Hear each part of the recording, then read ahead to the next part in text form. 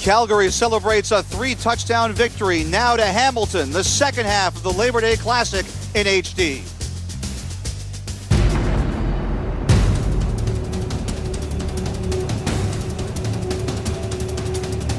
Don't count us out!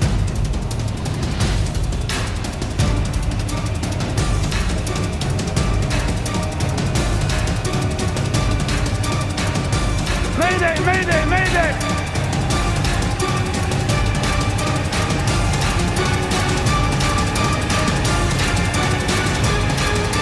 Talk it on, let's go, let's go! Let's go, outside, 3, 1, 2, 3! Oh.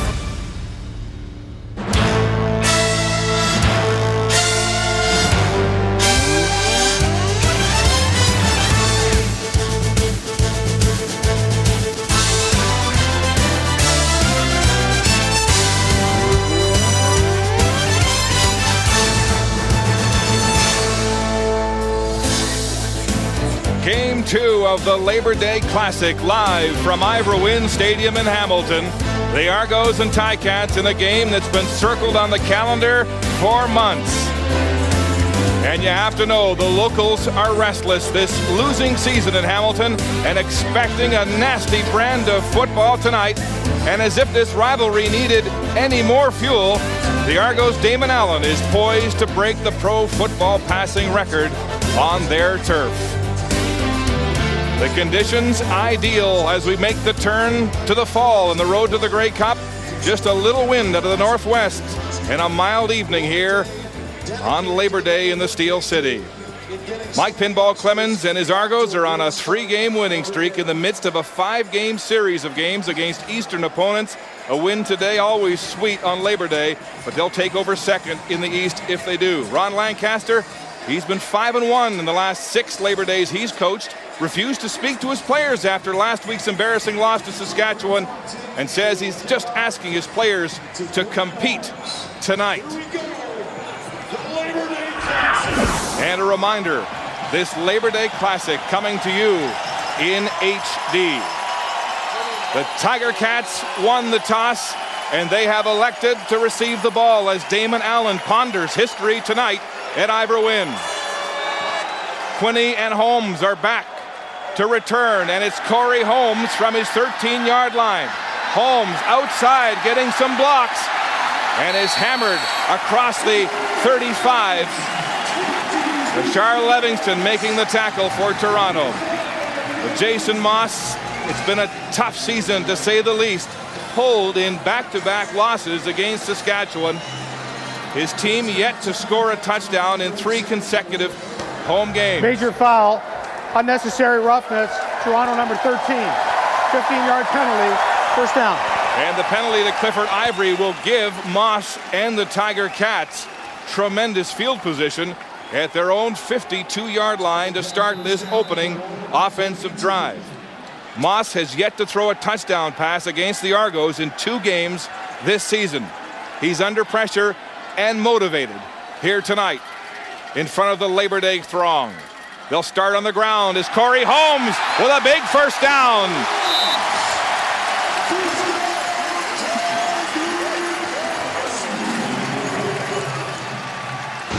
Well, we'll start with the game notes, looking at Toronto's offense. Offensively, over the moon. Damon Allen looking to break Warren Moon's professional football career passing yard mark tonight.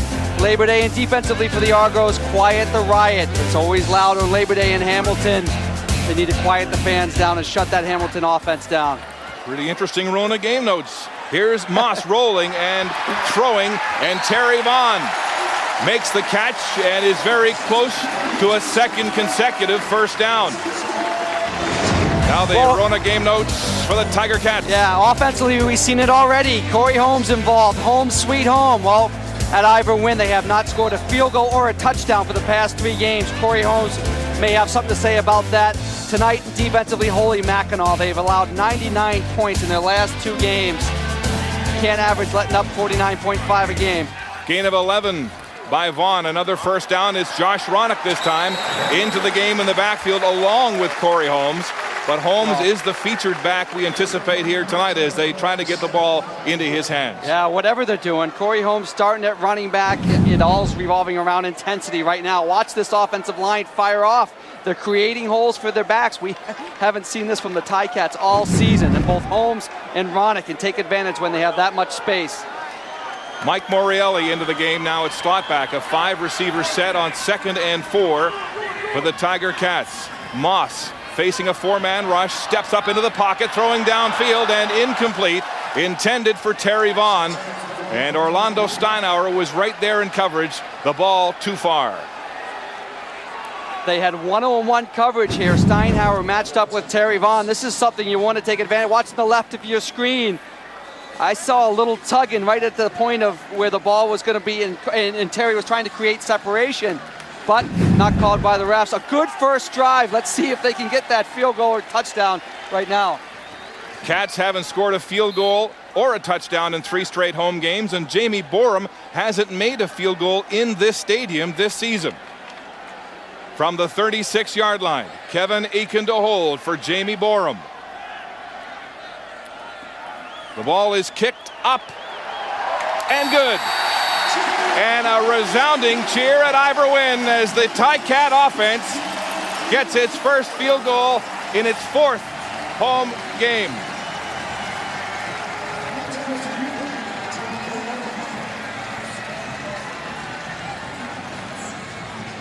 It's the Labor Day Classic from Hamilton, and the Tiger Cats have opened this game on a good note with a field goal, their first field goal after not scoring any field goals in 3 consecutive home games.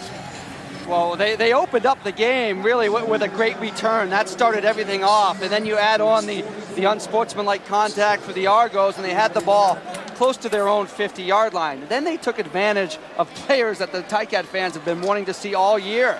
Corey Holmes at running back, Jason Moss completing a ball to Terry Vaughn. I mean, 3 guys that we thought would be a big part of it. And there's Damon Allen getting set for his first offensive series. Coming into this game, needing 165 yards passing to surpass Warren Moon as the all-time leading passer in pro football history. So there are the numbers. 70,553 is the mark to beat, and Damon Allen is well within that reach tonight. Keith Stokes and Bashar Livingston back for the kickoff, and it's Livingston at his 15-yard line. Bashar Livingston is stacked up and driven back. Augie Baronicia in on the tackle along with Arnold Parker for the Tiger Cats. Baronicia back in the lineup after missing 2 weeks with an ankle injury as Damon Allen heads out onto the football field. He has not lost to the Tiger Cats, Darren, in 3 consecutive starts. Yeah, Damon Allen plays well against the Tiger Cats, and it's interesting because since the departure of Ken Austin, they've gone to a more balanced rush pass attack, but I think it's just helped Damon Allen when he does throw the ball be more effective. So much hype about the record and breaking it here tonight. Allen saying yesterday that he wanted to address his team today before the game and tell them that this game is about winning, not so much about the record. Handing off to Jeff Johnson, getting the start in place of the injured John Avery, and he has a short gain on first down. Let's check the starting Toronto offense. Well, there's Damon Allen, 165 yards short of Warren Moon's record, but look for Jeff Johnson to be the workhorse offensively. They need to run the ball well. Receivers, Tony Miles back and healthy, but Arlan Bruce averaging 19 yards of reception is their big threat. And there's the guys up front. Look at Washburn at left tackle, backside of Damon Allen. He's new there this week, needs to play well and protect Damon's backside. 2nd and 8 for the Argonauts. Tiger Cats with 6 defensive backs as Lawrence Gordon checks in for Ray Mariuz on a 2nd and long situation for the Argo offense. Allen back to pass. He has time, throws to the wide side, and is complete to Tony Miles for a first down. Lawrence Gordon was the cornerback beaten on the play. Defensively for the Ticats, you see Anthony Collier and Cheatwood, and I think you'll see a lot of James Cotton at end too. They have to contain Damon Allen in that offense from getting outside. Augie Baronicia at middle linebacker, back where he was a year ago, needs to play well defensively and stop the rush. And there's that secondary, been banged up, certainly playing hurt, but Cody is back, and boy, he can hit you. On the ground, Jeff Johnson tries to get outside. The Ticat defense strings it out. He might have 1, maybe 2 yards on the play. The Ticats, both offensively, special teams, and defensively, as we watch this replay, are playing with a lot of intensity, a lot of energy. The key is, are they going to be able to maintain that energy throughout the course of the game? Jeff Johnson out of York, teamed in the backfield with Brian Crawford tonight, who hails from Queen's University, so a CIS backfield for the Argos, with John Avery nursing an injured foot, and Ricky Williams still recovering from a broken arm. 2nd and 9. Allen across the middle, wide open is Bruce. He tips it, and it's nearly intercepted. Wayne Shaw got his hand on it, but couldn't bring it in. Wow. As an ex-receiver, I just cringed when I saw the ball go high and Arland Bruce have to go up for this. Watch Bradley at the end of this deliver the hit. As Arland Bruce goes up, tries to make the play. Almost intercepted by Wayne Shaw, but wow, when you come across the middle and the ball's that high, ooh, it's Tay Cody. And we talked about the way he can hit early in the football game. He delivered a message right there. Well, for a small man at 5'9", 180, Tay Cody packs a wallop, back after missing 2 games with a separated shoulder, and you wouldn't know it on that hit. Boy, that's subtle, Mark, but that sends a message to those Argo receivers. Don't come across the middle and expect not to get hit. That's what Ron Lancaster asked for from his players here tonight, to play smash mouth Ticat football. As Prefontaine delivers the punt to Willie Quinney at his 13. The lanky Quinney with a few moves. He stopped at the 25 and gang tackled from behind. A 47-yard punt to 12-yard return. You're watching the CFL on CBC.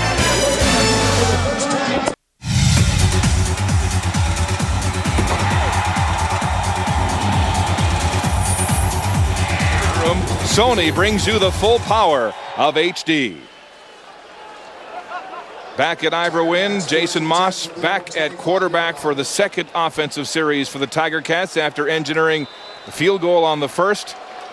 This offense without offensive coordinator Joe Paupow and offensive line coach Connie Kauahi, who were fired last week. Moss is calling his own plays tonight for the first time this season.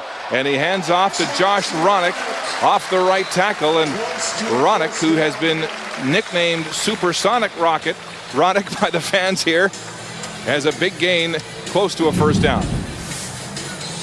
Yeah, here's the Ticat offensive lineup. We sort of talked about Jason Moss, but Corey Holmes starting at running back. But it looks like we're going to see a balance of Holmes and Ronick at running back. There's the receiving call. Brock Ralph starting at slot back, some more speed, create some space in that secondary. Along the front line, Powell starting at right tackle, new this week. They've had some issues at right tackle and need to play strong there. 2nd and 1 after the 9-yard pickup, and Radlin, the fullback, is hit in the backfield, and I don't think he has the first down. Big Eric England got penetration from that left end position on the D-line. Here's Toronto defensive lineup, defensive end Brown just having a great year. The strength in England back at defensive end for the Argos. Linebacker Mike O'Shea still the heart and soul of this Argo defense. And in the secondary, a very strong secondary. Cliff Ivory at halfback with Orlando Steinhauer, the captain of that secondary. There's a measurement, and they're a yard short on 3rd down, and let's take another look at that penetration by the Argo defense. Yeah, they do get penetration on this time. Previous to this, the 2 rushes the Tigats have, they blew them off the ball.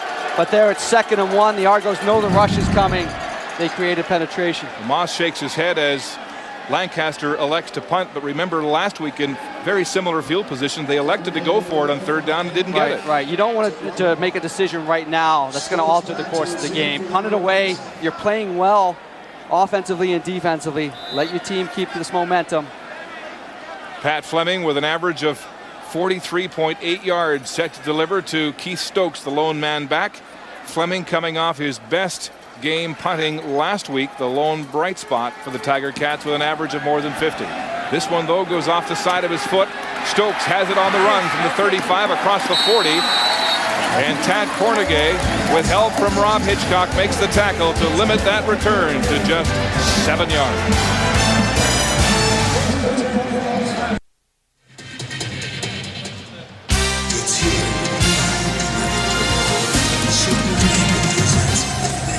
Back in Hamilton for Game 2 of our Labor Day Classic doubleheader, a 3-0 Cat lead, and the Argos offense set to go to work with that new two-back philosophy in the backfield, more emphasis on running the ball. Ever since Kent Austin was fired as the offensive coordinator, there has been more emphasis on running the football. Yeah, there has been, and that has coincided with a 3-game winning streak for this Argos, so it's been effective. Here's Allen now with motion, empty backfield. Throwing to the short side. Tony Miles makes the catch, a straight arm on Joaquin Bradley, and he gets very close to the first down marker. Tony Miles, who has now caught a pass in 42 consecutive games. This is great, but watch Jeff Johnson settle and draw the attention of the defensive back. Then Tony Miles just runs a quick out. They just get zone coverage, and they flood it with 3 receivers, one going deep, one curling inside, one going outside. And hey, get the ball, a short pass, long run is what these Argos hope for. They have such athletic ability at the receiver position. It is a 10-yard gain on the reception by Miles and a first down.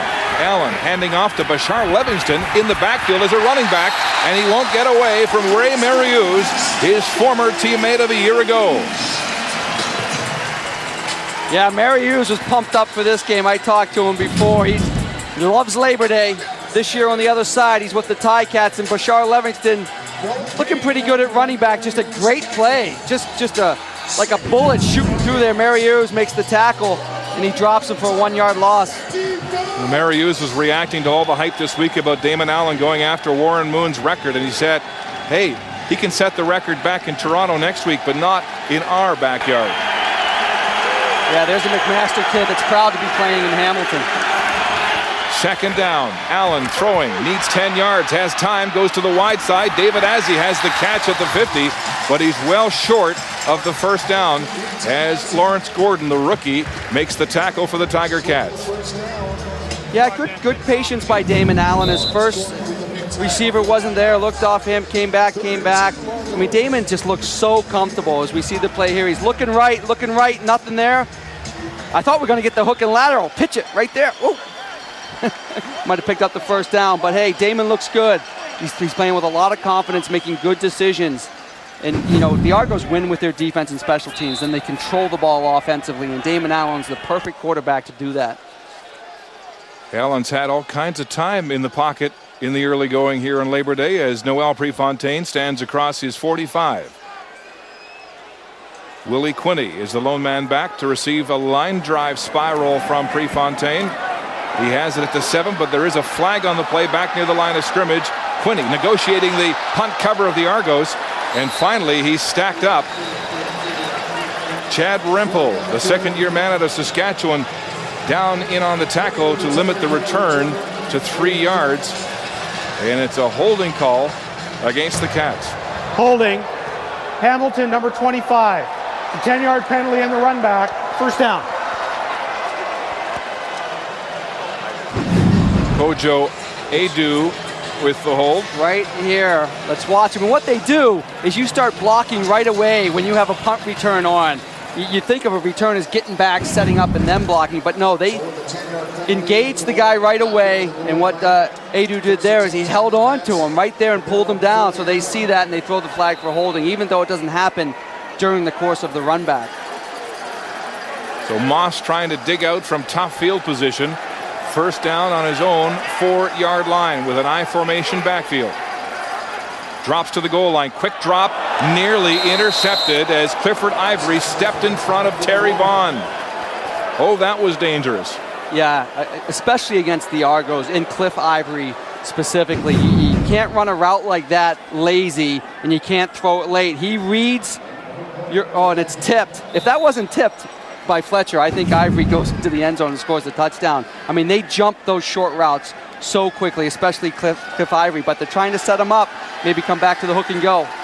Ivory back in the lineup after missing about a month alternating with Khalil Carter at that halfback position. Second down into the end zone. Moss looking, he's under pressure, throws the ball away with the Argos all around his ankles.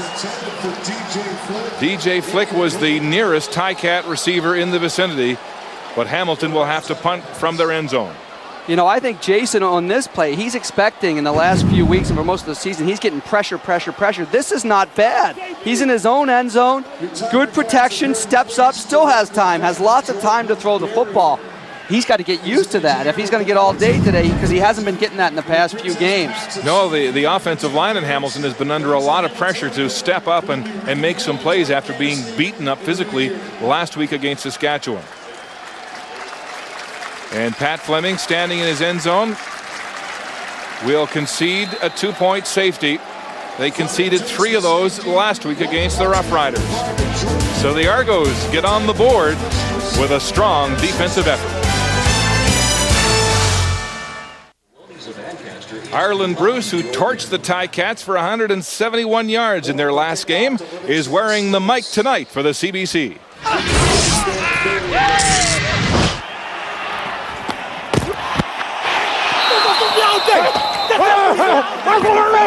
That's what I like. That's what I like. It's Labor Day. It's Labor Day. Let's go. Get ready. It's Labor Day.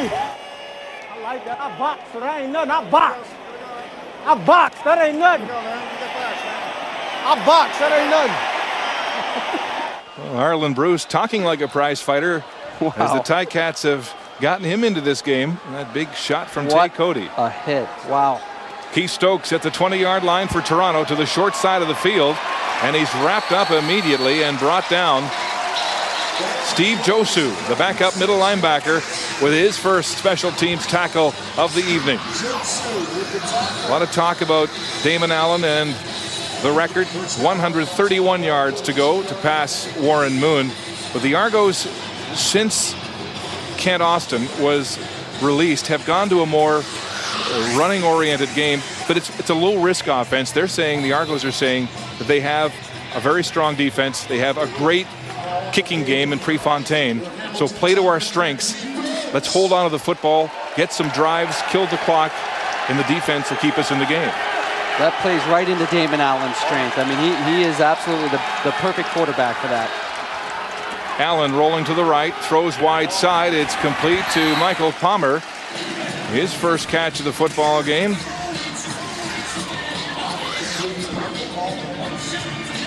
And Damon Allen also calling his plays in the post-Austin era. Yeah, being very conservative, as you said, with the passing game here. Just a curl route at about 7-8 yards. He's 4 for 5. You know, around 40 yards to start the game. That's how Damon is successful. And it does make sense when you've got a defense that has allowed the fewest offensive points this season. Yeah. Play to your strengths. 2nd and 4 after the 6-yard gain by Palmer. Empty, 6 receiver set. Across the middle, wide open, Tony Miles cuts upfield across the midfield stripe. And a huge first down. His 3rd catch of this quarter. This is great scheming offensively. They go 5 receivers to the strength of the field, which is to the left. Send them in every different direction. They get zone coverage, so people are flying back, respecting the Argo receiver speed, and they dump it underneath. Watch the pressure down below. Cotton coming off the edge. But Damon's so smart with that quick release to take advantage of an open receiver like that. 18-yard gain and a first down. Toronto. Allen hands off to Jeff Johnson, crashing up the middle from that shotgun handoff. And he's wrapped up instantly. Cotton making the tackle from his end position. And here's an example of the complexion of the offense and how it's changed. With Kent Austin calling the signals as the coordinator, basically a 60-40 pass mix, and now look at this, almost 50-50. What do you expect? A quarterback as your offensive coordinator, he wants to throw the ball more. He's more, his philosophy is to throw the football. And Adam Rita, of course, coming to the sidelines in recent weeks to help in calling the signals on offense. Allen on 2nd and 9 now, feeling the pressure, buying time. Completes the pass to Arlen Bruce, coming back to the football, but they're going to spot it virtually at the original line of scrimmage on 2nd down. Great effort by Arlen Bruce to come back and make this play. good protection for the most part for Damon. They're doing a good job up front. He has all day. Just a good coverage by the Hamilton Tiger Cats. Let them complete it underneath if they have to. They're punting him away. So far, Mark, I mean, we have not seen this Tiger Cat team the last 2 weeks we've done a game. This is a team playing well defensively, playing with a lot of energy, playing focused football. I guess it takes Labor Day to bring that out of the Hamilton Tiger Cats. Well, they have toughened their resolve tonight on Labor Day, no question about it. They were down 10-1 at this point last week against Saskatchewan.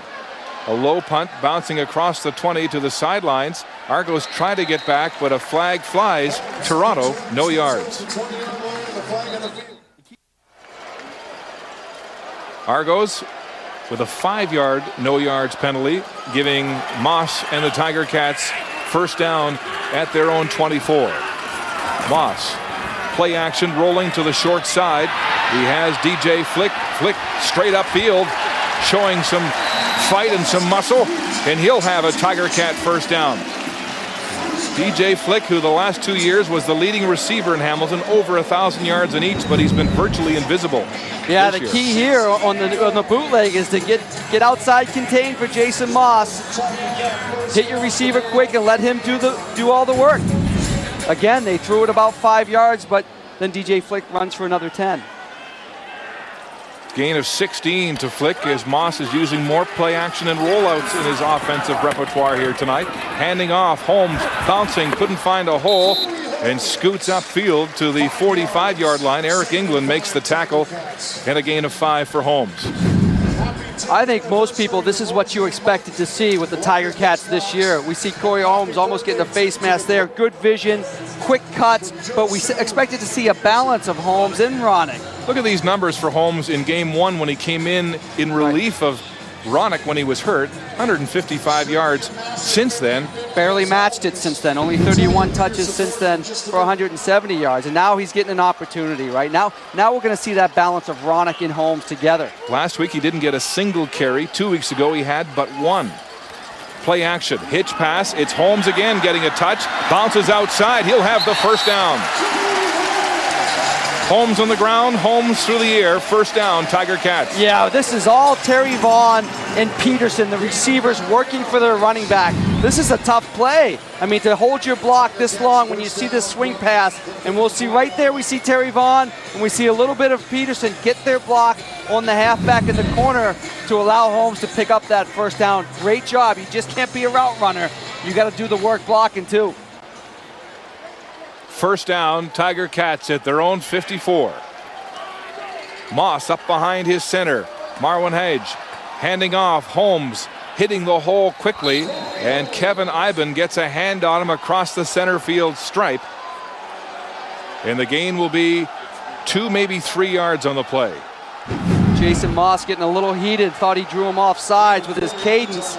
But again, it's a good pickup on first down. And I haven't seen the Ticat offensive line move a team off the ball the way they're doing this Argo defensive line this year. So they've picked up 4 yards on first down, put them in the 2nd and 6. It's a good position to be in. Kevin Iben, 50 tackles so far coming into this game to lead the Argos and lead that Rich Stubler Toronto defense. Second down, 6. Moss throwing a comeback route to DJ Flick. He makes the catch, and he'll have first down yardage, but there are flags back near the line of scrimmage. Flick coming into this game with but 311 yards receiving in 11 games. No touchdowns. Wow, it looks like a face mask call along the offensive line, where you usually expect the holding when you see a flag. I think maybe one of the offensive linemen got their hands up there. But yeah, DJ Flick, here's a guy that has had big years in the past, been a big play guy, and I think it's a combination of things. He hasn't played extremely well, but this offense just has been in a slump for a long time, and you don't get individual statistics when your offense is struggling. And most offenses in the CFL have a go-to receiver, somebody who is the hood ornament for the team. You think of Jason Tucker in Edmonton, G. Roy Simon in BC, Nick Lewis in Calgary. Nobody really in this passing core in Hamilton has stood out so far this year. That's a great point. Holding. Hamilton, number 60. That's a 10-yard penalty. Major foul, face mask, Hamilton, number 67. That's a 15-yard penalty. We'll repeat, second down. I think that's both Felice and Powell getting the penalties there.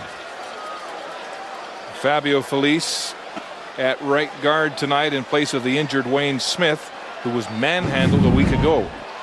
See if we can see anything right here. There we get a good look straight up. Just riding his guy out so we don't get to see it there. But look how comfortable Moss is in the pocket. You know, you take, obviously you don't want the face mask penalty to compound it, but you take the occasional holding penalty if the effort is there. In the past, the offensive line has struggled with their footwork, getting into position to make the block. But this has been one of the things that has hurt Hamilton. They'll take 2 steps forward, 1 step back with penalties. It's 2nd and 32. Yeah. On the last play of the first quarter, Moss backpedaling. He wants to throw deep, and he does, airing it out. Jump ball, intercepted. It's Kenny Wheaton with his 2nd interception of the season. That's just like a great punt right there.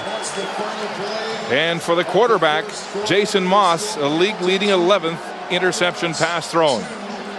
The gun sounds to end that first quarter of play. A low-scoring opening 15 minutes here on the Labor Day Classic.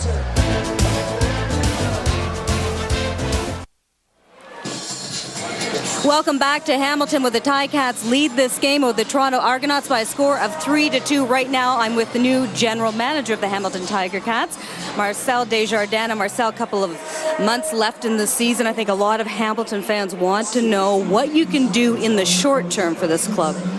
Well, the best thing we can do is just evaluate the players that we have here, figure out who we want to have here moving forward into next year, bring in some players that we want to look at, and just from that standpoint, just evaluate the player talent overall.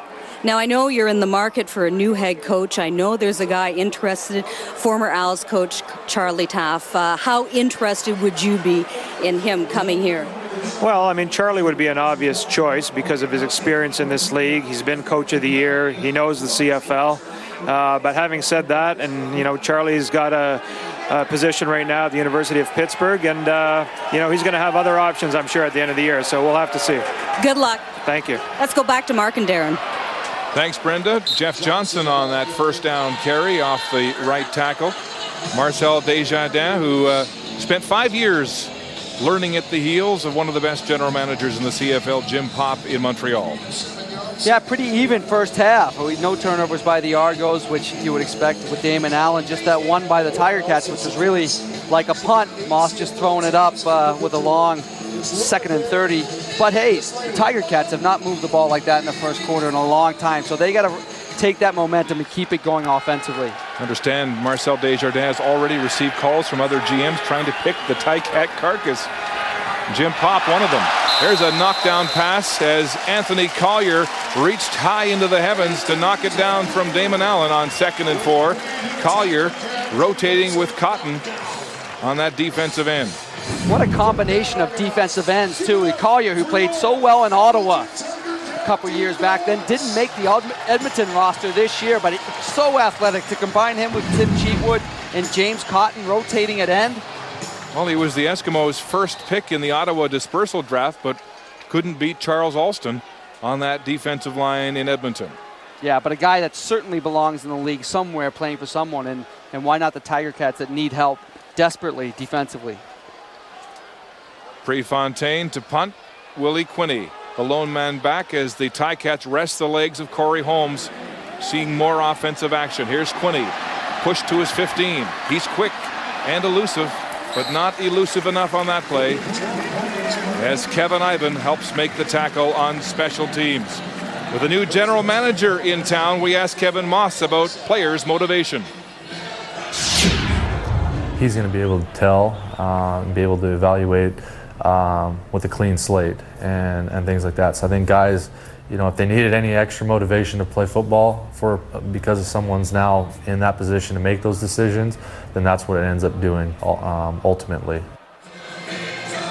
And Marcel Desjardins, the Burlington native who comes home for this Ticat job, really has the luxury of the second half of this football season to look over the Ticat lineup. Here's Moss now rolling to the wide side. Lots of time. Here comes Steinauer. He puts a shot on the quarterback as Terry Vaughn makes the catch at the 35-yard line. Yeah, this is a couple of veterans. I mean, Moss buying time. Terry starts to turn it up versus Cliff Ivory, then he stops again, knowing that he wouldn't get open deep. That's a nice little move by Terry Vaughn. Moss, who, you know, I was a little worried seeing him before the game in the locker room. He's already icing before the game. I mean, I've never seen a quarterback do that. You can see it afterwards, but... Josh Ronick on 2nd and 2, and he puts the hammer down across the 45, and a first down for the Tiger Cats. What that tells you, though, about Jason Moss is he's come into this game banged up and probably been banged up a lot this year. But here we see Ronick, and I'll tell you what, Corey Holmes, Josh Ronick, it doesn't matter. When your line is opening up holes like that, you're going to run for yards. Now you mentioned the ice bags on Moss before the game. Lancaster was saying this week that that shoulder and elbow and his throwing arm are still giving him chronic trouble and pain. And he says he doesn't think that Moss will have a long career. Here's Ronick again. Off tackle. You know, this flag down. They're moving the ball well, but here, and if it's what I think it is, a receiver being offsides on a run play, as we see Josh Ronick down in pain. Not a good sign for the Tiger Cats. He's looked extremely good early in this football game. Well, the combination of using both Ronick and Holmes has opened up both of those running backs. Offside, Toronto, 5-yard penalty, will repeat, first down. There you go. They drew the Argos offsides, but this is pretty important because you're right. This combination, which to me made a lot of sense early in the season, why not take these two great backs and use them in combination to be effective running the football? Well, they haven't done that early. They've used one exclusively in Ronick. Now, I mean, he hasn't gotten up, so it could be an injury that just puts all the work on Corey Holmes' shoulder. And we'll get another look at it right here. So let's look at the top and see what happens. Oh, there's the top of the offsides right there. Good job by Jason Moss with his cadence to draw him offsides. When we look at the end of the run, sorry. They'll attend to Ronick, and we'll take a timeout here in Hamilton. Ronick able to walk off the field, being attended to by the team doctor, but here's how he got hurt. That's amazing after you watch this. Watch his right knee. You watch Rael Johnson and Jeff Keepings right there. And when you see him walking on the sidelines, that's pretty amazing. If getting your knee bent that way sideways, I mean, it's so easy to get an ACL, a ligament damage with that type of rollover. 500 pounds of defensive linemen from Keeping and Rael Johnson, and that looked awful. 1st and 5. Corey Holmes with a gaping hole and a 10-yard gain for a first down as Antonio Bonner finally makes the tackle for the Toronto Argonauts. Well, watch the hole as he comes through here. I mean, wow, look at that. Any back would love to see that type of hole, not getting touched till you're 5, 6, 7, 8 yards down the line and then carrying guys for an extra 2. This might sound like a stupid question, but why is this happening with Holmes in the 12th game of the season? No, that's a very good question. I mean, I think Ticat fans wanted this to see Corey Holmes. I mean, runner-up to most outstanding player of the year last year. Play action rolling again. Moss away from pressure. He's going to run for the first time. Fletcher tracks him down from behind. Foul ball. Ball loose. Argos have it. Kevin Iben makes the recovery. And now the Ticats are saying that Moss was down by contact. Well, we'll get a good look at it right here. Watch Morielli. He seals. They get the end. He pulls the coverage away, Mike Morielli. So there's no one there to tackle him. We'll see his knee right. You know what? That's close, but I think it's a fumble. The challenge flag has been thrown by Ron Lancaster. Watch the ball on the knee. That's the key. Out. Ball's out. Indisputable evidence there. Well, you get a lot of angles of this.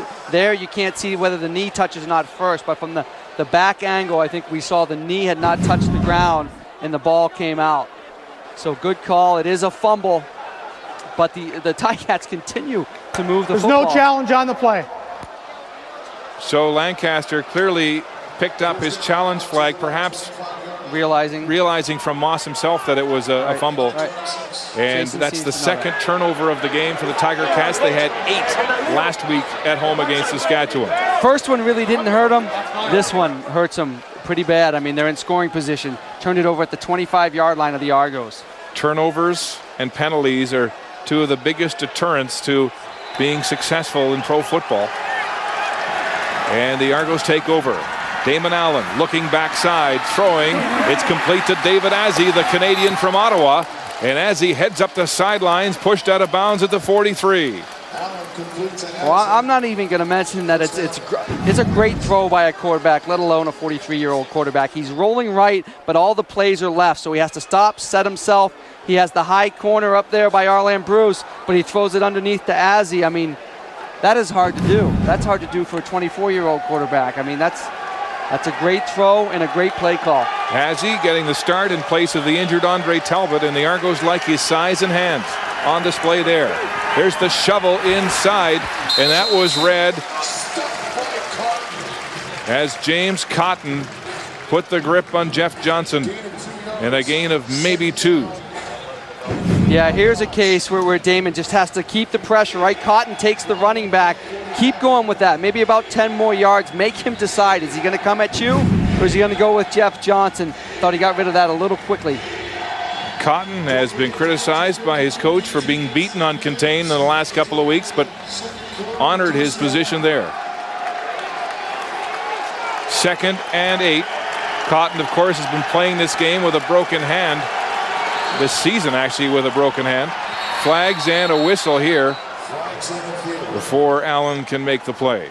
We see the updates at times in the bottom left corner of the TV, but Damon's 87 yards away from that record, but doing it kind of the way he always plays, right? It just subtly Time count violation.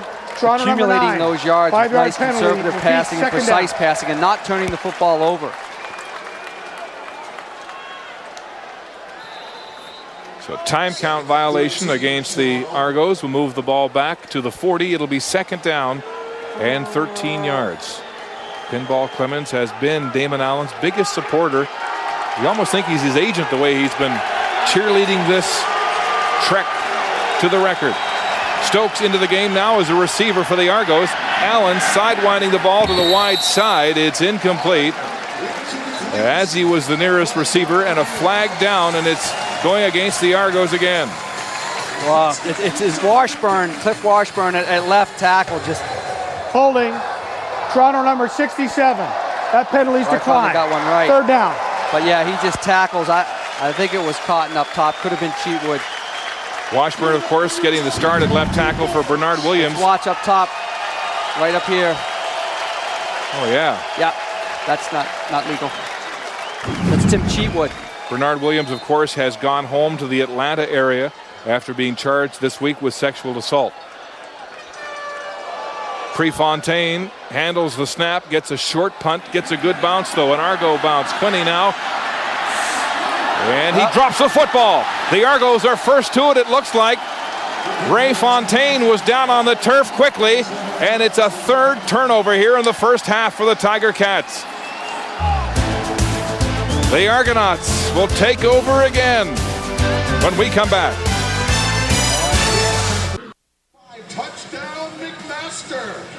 Back in Hamilton, where Willie Quinney is disconsolate, and the celebration and the smile all over the face of Dave Donaldson, who forced the fumble. This is all on Willie Quinney. Watch all the moves he's making, then watch how he's carrying the ball. I mean, away from his body, not covering the 2 points of the football. Donaldson is just coming up behind, just drooling, trying to knock that football out of his hand. That is huge. Another huge turnover by the Ticats. 3 turnovers on 3 successive possessions for the Tiger Cats. Here's Allen trying to make hay with that. He hits Jeff Johnson in the flats, and Johnson, tackled by Joan Armour, has a 1st down. You just can't get away with turnovers in a big football game like this against a good football team. I mean, coming into the game, they're minus 16 in takeaway giveaway. Now they're minus 19, and here's Jeff Johnson not only running the ball well, but he's very effective out of the backfield as a receiver. Well, last year when he came in for the injured John Avery, it was his pass receiving that really accounted for his most prolific yards. In week 17, he had 157 yards on 8 catches. Handoff this time to Jeff Johnson. Up the middle, and Armour is there again first to make contact for the Tiger Cats. Well, now we see him running the ball, and I really think Jeff Johnson, who may be listed as the third string back behind Ricky Williams and John Avery coming into the season, is a first string running back. I mean, he combines everything. Speed, strength, blocking ability, and the ability to come out of the backfield and be an effective receiver. Gain of 4 by the York product. 2nd and 6. Allen straight back to pass. Throwing the deep corner for Arlen Bruce. Too far. He was wide open. Yeah, Damon missed this one. I bet he wished he had this one back. He had Arlen Bruce run a great corner route from the bottom of the screen. You'll see Arlen come into the picture to the right and then head towards the corner against Tay Cody, and he has him beat by a good 5 strides. And the thing you got to know as a quarterback, sometimes it's easy to forget, is once a guy makes that hard cut, they have to restart themselves and get their speed back up to top speed, and it takes about 3 strides to do that, and he just overthrew him a little bit too much. A 20-yard field goal attempt now for Noel Prefontaine. Hit the goalpost twice last week at Winnipeg to snap a 15-game field goal streak.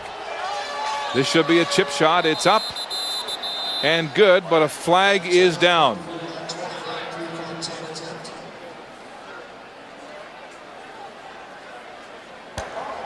Procedure, Toronto number 95. 5-yard penalty for repeat 3rd down. Eric England in to block on the field goal, called for procedure. And the Argos have been penalty prone in the mid-going here of this second quarter. As have the Tiger Cats too. Big plays. Back 5 yards. The attempt now from the 25 for Prefontaine. He hammers this one right through the uprights. It's good. Prefontaine with his 17th field goal in 19 tries. Damon Allen huddled with his receivers, Keith Stokes and General Manager Adam Rita, who has worked with the offense since the firing of Ken Austin, trying to untrack this offense. He's had receivers open. Yeah, he has. They were just talking right there about Damon not sure whether to zip it in on the line, which would have resulted in a touchdown, but he didn't know what the defensive board, Tay Cody, was going to do, whether he was going to cut underneath.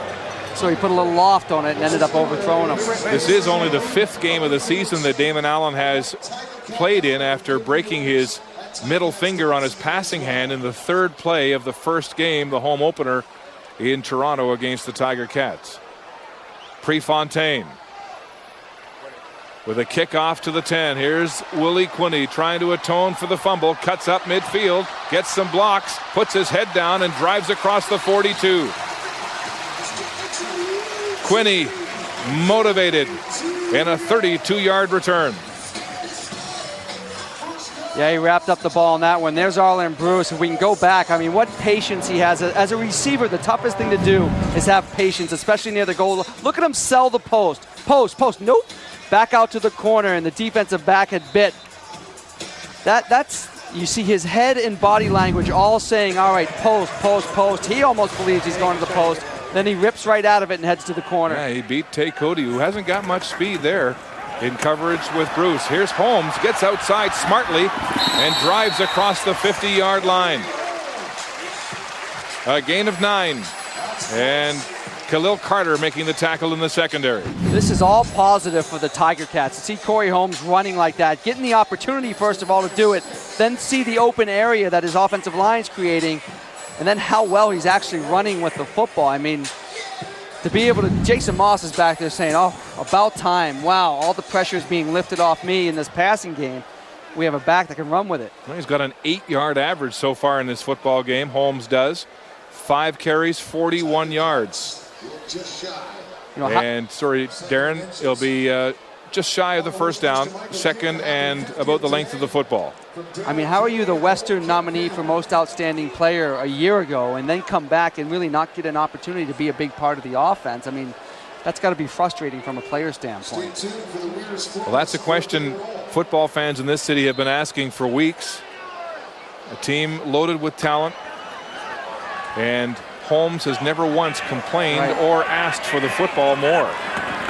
Second and short, and Jason Moss will sneak it up the gut for a first down. You know, I saw Jason Moss before the game, and I did see him icing his arm and his elbow, and I'm like, wow, that's pretty concerning. But then also taking a look at him and how strong he is as we see him running here. I mean, physically, as for a quarterback, he looked like a linebacker. And that's the way he plays the game, and he's taken punishment over 7 seasons in this league. Had back surgery, shoulder surgery, and his shoulder and elbow continue to give him trouble. But there isn't a tougher quarterback in the league. Moss rolling, naked bootleg, throws to the short side. DJ Flick has the catch. A flag is down as Jordan Younger makes the tackle from the cornerback position for the Argos. It's a first down. We'll await the call. Yeah, it's all sides on Brock Ralph down below. It's, again, discipline. I mean, being patient, and Brock is new to that slot back this week. Offside, Hamilton number 80. 5-yard penalty, repeat, first down. You can see Lancaster is doing a slow burn there on the bench. Remember, it was Brock Ralph who went offside in week 1 and called back a Craig East touchdown. Watch him down below. I mean, he's a good 3 yards offside. Oh, yeah. That's just timing up your cadence, and maybe a guy that hasn't been playing slot back a lot. He's starting instead of Morreale today, just not used to the cadence and timing up his run to the line of scrimmage. So it's first down repeated. 15 to go now for the Ticats. 4-man Argo rush. Moss, look at the time he has. Now he throws as he rushes towards the line of scrimmage, and Terry Vaughn can only get a hand on it, but there is a flag back at the line of scrimmage. Moss is getting all kinds of protection. He is. And that's new to him. I don't think he knows what to do with all this protection, but he's taking advantage of it. I think we're going to get some illegal contact from the Argos secondary. We'll see what they call. Illegal contact on a receiver, Toronto number 2. It's a 10-yard penalty, be first and 5. So the Cats get a break. There's John Salavanis, who left the broadcast booth after 5 years with CHML Radio doing Tiger Cat color to go to the bench and resume his coaching duties, taking over from the fired Connie Kawahi. Salavanis spent 10 years with the Cats back in the Al Bruno era and was a member of the 1986 Grey Cup champions. And he has some opinions about that O-line. Play action, and a one-hop pass to DJ Flick is incomplete. And Brown was in the face of the Ticat quarterback there with a little pressure. Yeah, they've run this play a few times and been successful, but when you don't block a guy like Jonathan Brown, he's going to get there pretty quickly. And Moss has got to be ready to throw it right out of the play fake. Salavanis was telling us yesterday he wants this offensive line to make more decisions, not be so robotic. He felt that there were too many rules under the old regime, that the players were too strictly governed in the way they play the line, and he wants them to do more thinking. Here's the blitz from the Argos. Moss under pressure, throwing deep downfield for Morreale. He can't make the catch. Orlando Steinauer recovering at the safety position to get back there at the last minute because Morreale was deep and gone. They had him. They brought the house to Jason Moss, and they had everything they wanted. They picked it up again very well. He has time to throw it. No free safety deep in the middle of the field. He just a little bit underthrows it so Steinauer can catch up and get his hand in there. Good. That's Morreale coming back, trying to make a play, right? He has him beat by 3 yards, had to slow down, but still went up for it in the effort to make the play. Just a great defensive play by Orlando Steinauer. Second underthrown deep ball tonight by Jason Moss. Fleming, an end-over-end line drive to Stokes at his 17, nowhere to go, and he goes straight down. Lawrence Gordon, the rookie, downfield first on the tackle on special teams for the Tiger Cats.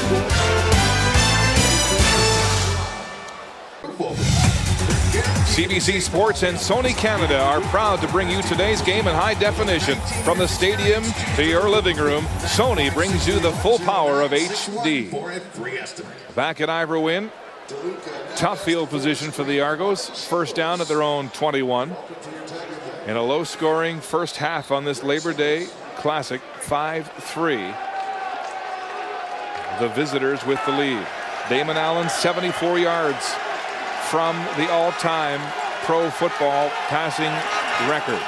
Back to pass, flag on the play. Allen across the middle, nearly intercepted as Joaquin Bradley stepped in front of Tony Miles. And there may be a late hit. A second flag has now hit the turf here at Ivor Wynne.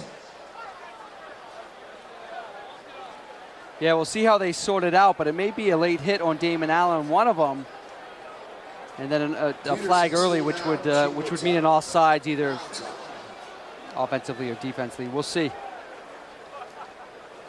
Peterson seems to be the guy that hit Allen, maybe a touch late, but also the guy that's down on the field. Offside, Toronto number 6. It's a 5-yard penalty. Major foul, roughing the passer, Hamilton number 49. It's a 15-yard penalty. We'll balance him at the point of last scrimmage. 1st and 10. The fans don't like the call, but Cheatwood roughing the quarterback, and Peterson is prone on the field. We see Stokes down below. Again, a receiver just inching off sides. I mean, come on. You got to stay on sides. Now we get a look at the hit by Cheatwood, who seemingly tries to pull up a little bit, and then they fold over each other, and then you see Peterson in his leg fall over Cheatwood and Damon Allen. That's a 50-51 where, you know, Damon Allen's looking to break the record, taking care of Damon Allen. It looked like Cheatwood rolled up on his teammate, and Chris Puskas, the trainer, working on that right knee. But they were coming for Damon Allen, no question on that play.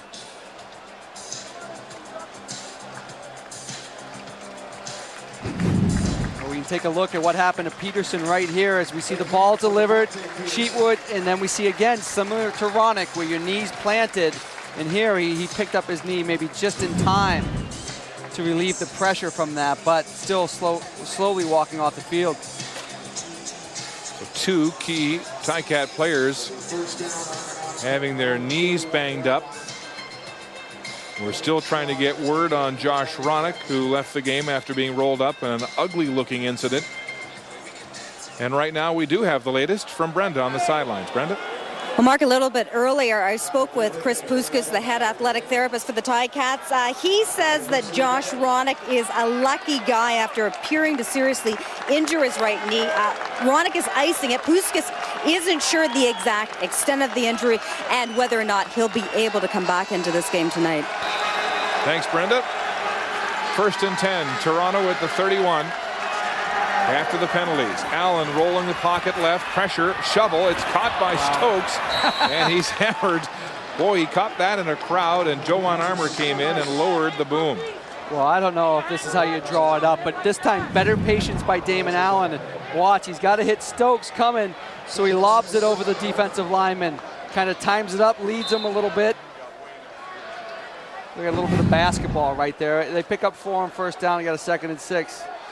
Clinton Wayne has come into the game now on the defensive line for Peterson. Acquired this week in the trade with Montreal for Adriano Belli. 2nd and 6. Allen looks right now, goes to the short side under pressure, throws it deep. There's a flag on the play. David Azzi was trying to get past Joaquin Bradley, and Bradley dragged him down with the ball in the air. Bradley had him covered. I mean, Damon brought time behind the line of scrimmage. You know, good protection, but here we go. He comes Pass left. interference. Hamilton number 31. And he grabs him. 1st down. Bradley grabs him. You know what? I didn't think that was a situation where you absolutely, and sometimes you absolutely have to take the penalty. You beat, it's going to be a touchdown, drag him down. That one was going to be a tough one to complete. But he went ahead and grabbed him, and now they're in Ticat field position. This Ticat secondary is playing hurt here tonight, with Cody and Shaw coming back to the fold. Cody missing a couple of weeks with that separated shoulder. Shaw with an ankle injury. And the Argos across midfield now. Backside, too high, intended for Miles. And Bradley was sealing quickly on that play. Yeah, this defense is beat up, Mark, just like you said, but they're playing with an intensity that they have not played in the last few weeks. Here you see Bradley firing up the field. Stokes gets a piece of them, but they're closing so quickly on the ball tonight. Cavis Reed with all kinds of new faces back in the mix, with Cody and Shaw back. They've also got Baronicia in the middle again. They've added Clinton Wayne. Mark Pilon is in the lineup. So is Anthony Collier. So a real toss salad here on defense for Kavis Reed. 2nd and 10. Here comes the Ticat blitz. Allen throws across the middle, and Stokes is wide open. Oh, he beats the first man, Rob Hitchcock, and heads upfield, fumbles the ball. Sam Young has it. The Ticats recover. Now there's another scramble for a loose ball, and a scrum back near the 20. Wow, that thing was loose forever, but the Ticats have jumped on it, finally creating a turnover of their own. Tay Cody is the last man to get his hands on the football for the Tiger Cats.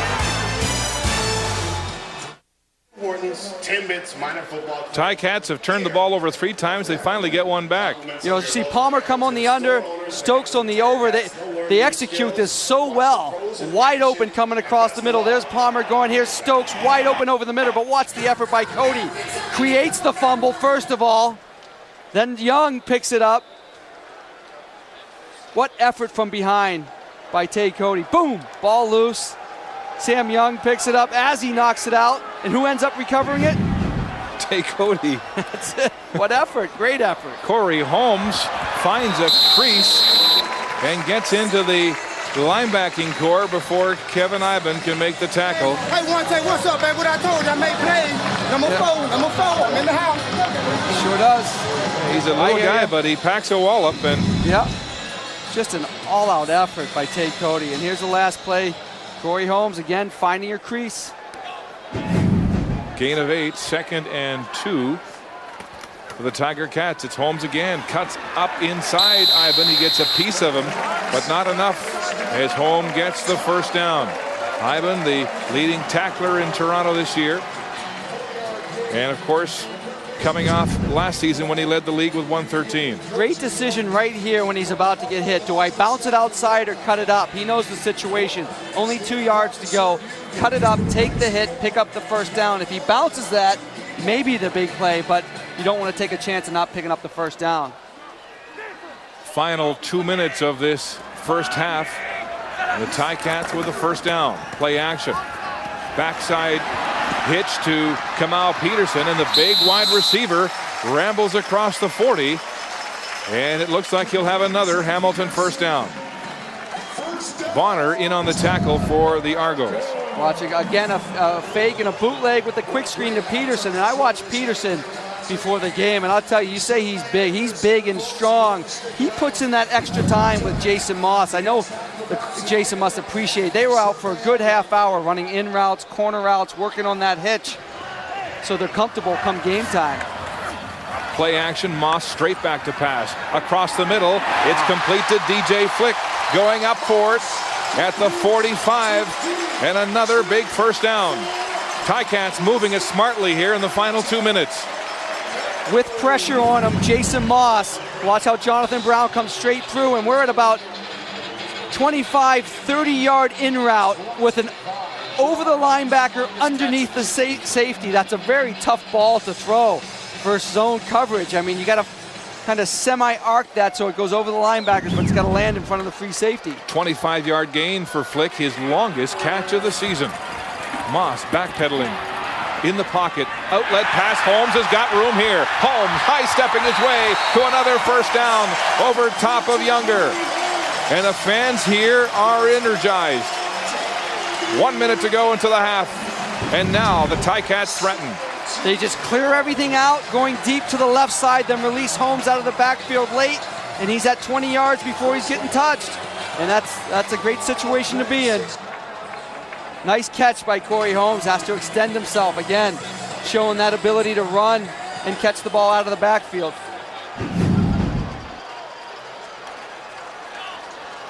First down at the 26 of the Argos. Moss again wants to throw quickly. It's in behind and intercepted. Jordan Younger picks it off. It went in and out of the hands of DJ Flick. And another turnover, the 4th of this first half. How frustrating for Moss and the Tiger Cats. Younger with his 4th interception of the season. Well, they're just adding to that being the worst team as far as giveaways in the league. And here it just didn't look right from the beginning. I mean, the play action fake wasn't clean, and then he goes to throw it. He throws it behind DJ Flick, who just gets that one hand on it, trying to make the great catch, but tips it right into Younger's hands. See, that's a situation where Moss was expecting DJ Flick to sit down in that hole. We on a roll. Get on the boat now. Get on the boat now. You might miss it. The Argos pulling together tonight. Second interception thrown by Moss for a season total of 12. Toronto handing off this time. It's Jeff Johnson, caught from behind by James Cotton, but he's close to that first down marker. 31 seconds on the clock, and chance to remind you that Canadian Tire at the half is coming up. Elliott in the panel to talk about this first half and that big Calgary victory in the Battle of Alberta over Edmonton in Game 1 of our Labor Day doubleheader. And of course, we'll turn the hands back with another feature back in the day. Jeff Johnson, the Argos, staying conservative here in the final seconds of this first half. And he'll be close to a first down on second and about 2.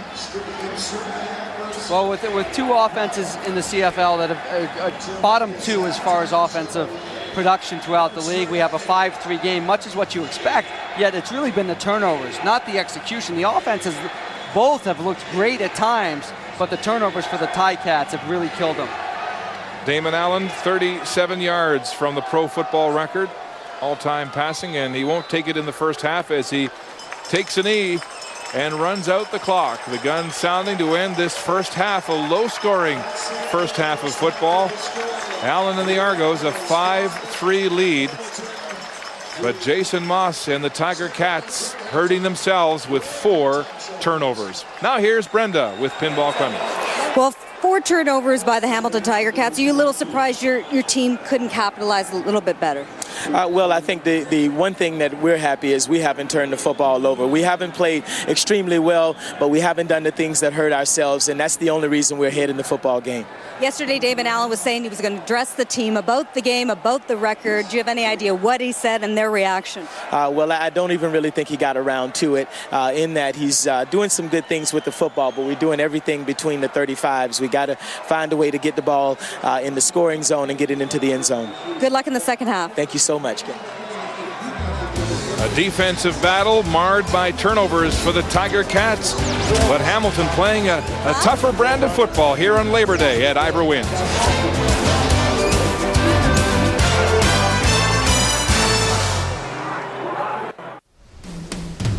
Canadian Tire at the half.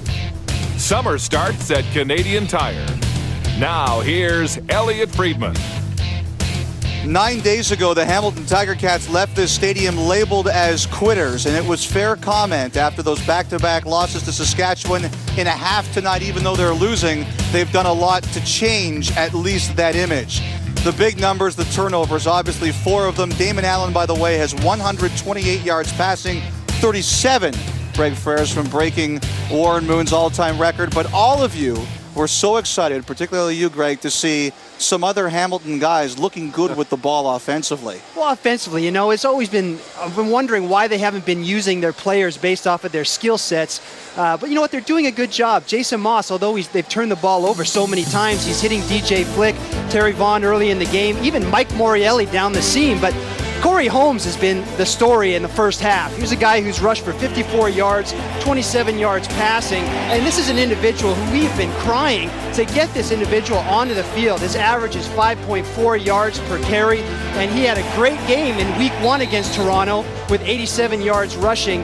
This is a guy who can do it all, and we've been saying that. Corey Holmes is having a great half. They just got to stop hurting themselves here in Hamilton. And Jason Moss still, as well as everybody has improved, Sean, looks a bit shaky to you. And that's where the main problem is with this Hamilton Tiger Cats team right now. Everybody else has come on board. We've got Corey Holmes, we've got Josh Ronick running, we've actually got the offensive line blocking, but Jason Moss just doesn't look like he quite feels comfortable out there. He's turned the ball over a few times. I think this is where he's a little bit too tight. He's trying to do too much. He underthrows Mike Morreale in that right there, and that's just an instance where, hey, he's got 7 points on the board. Just put the ball up, let your guy run to it, come down, score. You don't have to do everything perfectly yourself.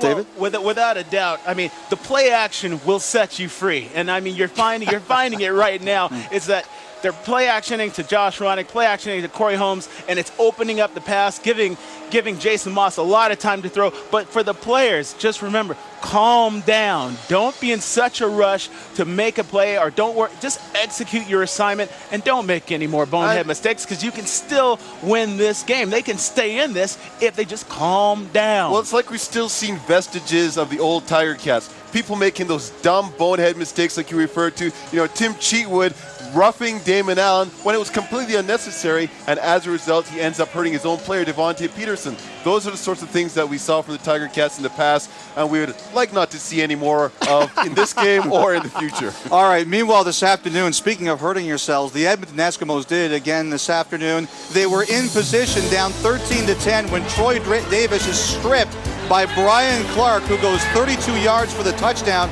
No coincidence that he's gotten healthy. Calgary's gotten better. Then at the end of the half, 20-13, Henry Burroughs with 1 second left is allowed to go down the sideline and score. Ricky Ray in a losing cause. It should be pointed out the great stones he showed as the Stampeders, 6 of them had a shot at him here, basically used his body for T-ball practice. This touchdown to Trevor Gaylor cut it to 27-20, but this is the kind of thing that went wrong. 30-23, they had a chance to make it. They actually made a 42-yarder. A penalty knocked it down and put it back to 47. The look on Machocha's face says it all, guys. Edmonton now 3-7 in what is by far the toughest division, with arguably, Sean, the 3 best teams in the league right now ahead of them. Well, this was vintage Edmonton Eskimos a la this season, unfortunately. Ricky Ray once again comes out, has a great performance, puts up great individual numbers, but the rest of the supporting cast just isn't there for him, and they're not running the ball effectively, which I think is a big key to why they weren't successful this week. Well, and the Edmonton Eskimos just lacking that intensity that's needed, specifically on defense. 250 yards rushing, the Calgary Stampeders on the Edmonton defense. Joffrey Reynolds is only 35 yards now from going over 1,000. What a consistent performer he has been for the Calgary Stampeders. For me, watching this game was like textbook you. The linebackers, Senior Mobley, AJ Gass, Cornelius Anthony, Brian Clark. It was textbook football by the linebackers. And Joffrey Reynolds, he put on a clinic, slowing down, stutter step, shaking outside, power game, speed, changing speeds. It was a textbook day. I hope all the kids were watching, because you could have learned a lot watching these guys play. And how about today. Henry Burris talking about clinics? You know, Henry's sitting back there, throwing the ball up to Nick Lewis, to Jermaine Copeland. He's making it look easy. And then when those guys are covered up, Edmonton thinks they've done a great job. Henry decides, hey, I'm going to take off. I'm going to run myself. All right, but the happiest guy, probably the president of the Joffrey Reynolds fan club, that's Greg Frères. He was watching him today. He was ecstatic with the way Reynolds ran the ball. 37 more to go for Damon Allen. Jason Moss trying to find the system, his way in it. And there's a sellout crowd here for this traditional Labor Day game between 2 bitter rivals. He's going to score again! And the Eskimos have pulled out another victory. Touchdown, Tiger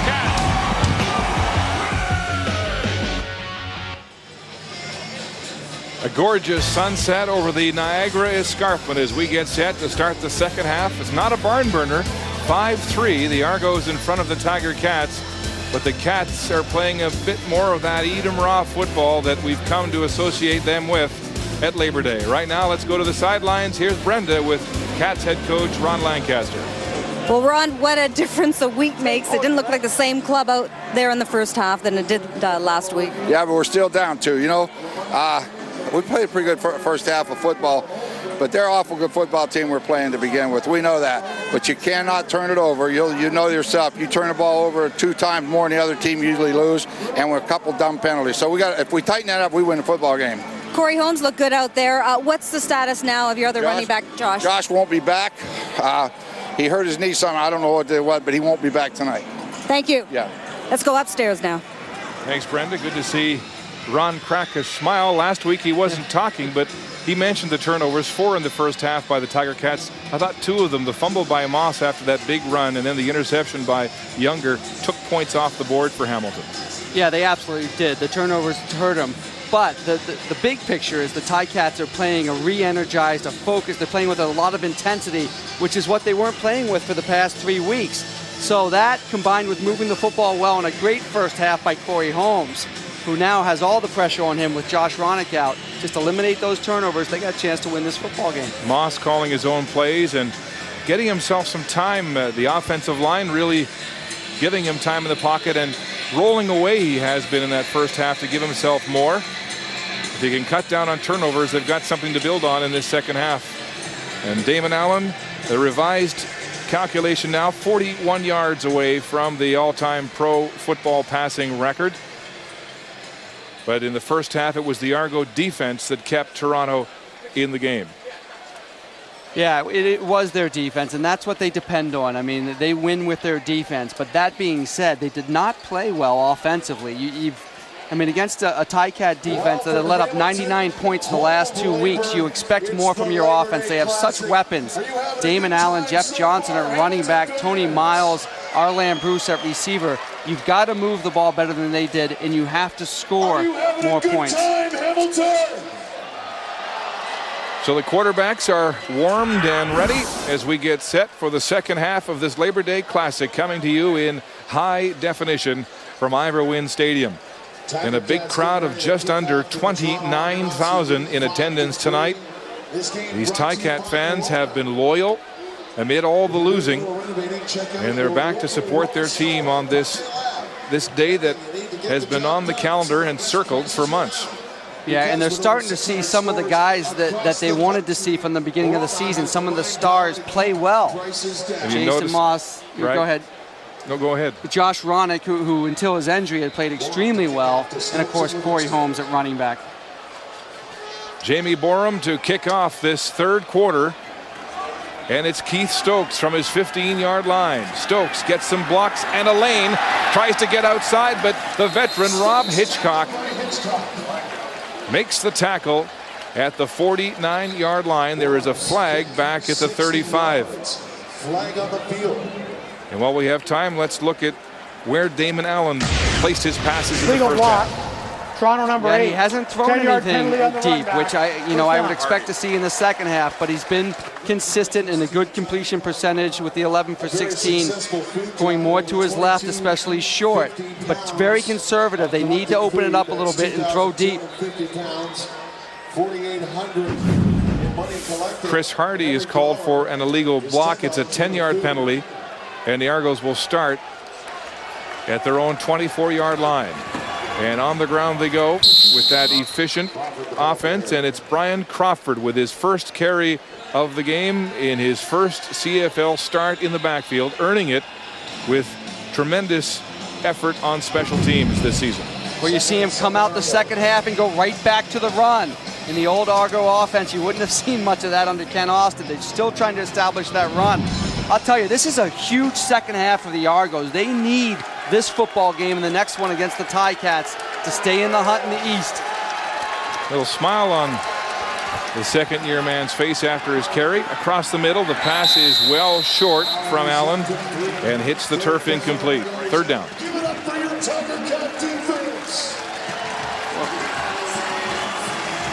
And the complexion of that East division is changing by the week with the Alouettes on a 4-game losing streak. The Argos right now on a 3-game winning streak. And with a win here tonight, they can move to within 1 game of the division-leading Alouettes. Which is amazing with that 2-5 start. But wouldn't the Ticats just love to play a role in that whole battle for first place in the East? And that's what the message they're trying to send tonight versus these Argos. Prefontaine, a punt that doesn't turn over, bouncing at the 45 to the 35. Quinney breaks the first tackle, gets a block outside down the sidelines. There's a flag. He scoots free. Quinney now in a foot race down the sideline, and Prefontaine there to make the tackle for Toronto at the 22. But a flag is way back where the kick was caught. Well, we just had back-to-back. Great, one a kickoff return, one a punt return there. Both flagged as illegal block. Hamilton number 42. The 10-yard penalty on the run back. That's on Rob Hitchcock. But again, these great exciting plays, and this is the trend in the CFL this year. You know, they kind of taking the excitement out of our league as we look at the play, and hey, that's a good call. It was right there. It was Rob Hitchcock. There you see Mariusz kind of pull up on one that he could have blocked someone from the back, but that was a block in the back. 52-yard return is wiped out by the penalty. Bashar Livingston has the only punt return touchdown in the league this year. In a league that used to electrify its fans with kick return touchdowns. Yeah, we need to see less penalties, whether if it's the players. Come on, coaches, emphasize no blocking in the back and holding. The coaches went to the league in the offseason and said they wanted stricter rules on blocking. In last season, you're allowed to block 3 sides, either side and the back and the front of the player, just not the back. Now it's a front plane or a back plane, and the referees appear to be calling everything that's close to the side. They are doing that, but yet most of the penalties I've seen on these returns are just blatant penalties. I mean, they're blatant, like that one from Rob Hitchcock in the back. I mean, yeah, no, the officials are making the calls, and they're warranted, and there's no question about that. I just think that it's almost like the trap in hockey. The CFL is going the opposite direction of the NHL, taking some of the star power and exciting plays out of the game. Yeah, I know as fans and as broadcasters, we want to see that play back in the game. We love these great returns, and it's just not happening. They're all getting called back. Glenn Johnson has talked to both head coaches, had his blotter out there. Not sure what he was asking.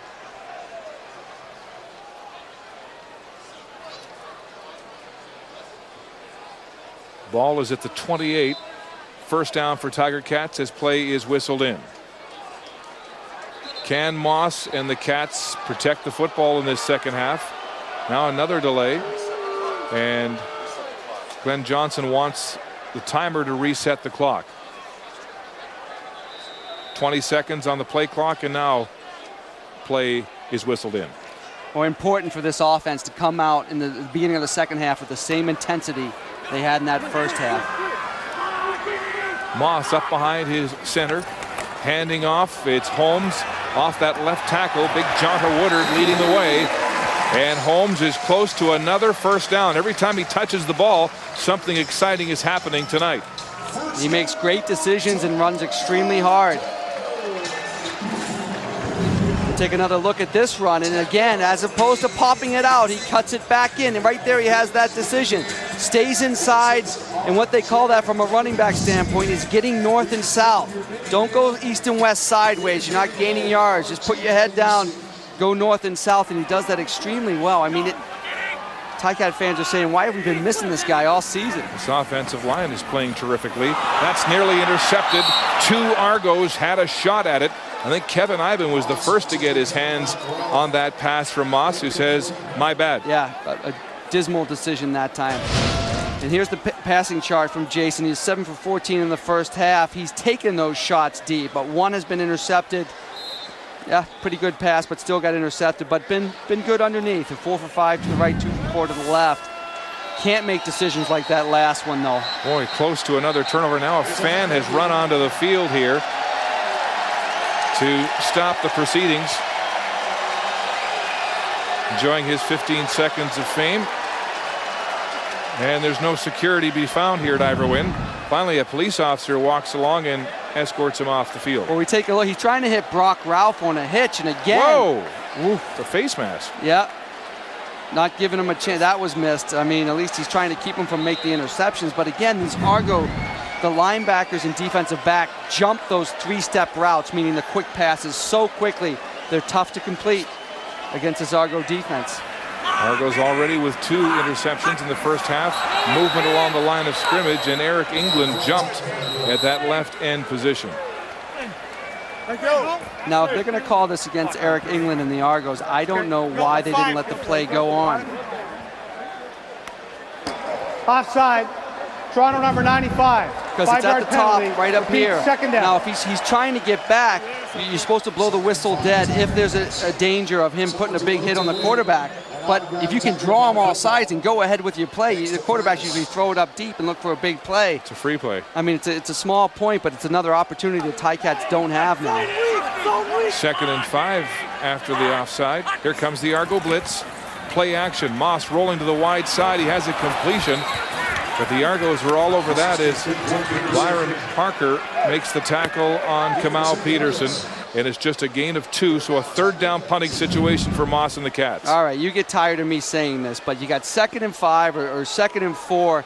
Why run a route that is only 3 yards and not pick up the first down? I don't understand that. From a receiver standpoint, you got to run your route as far as the first down is.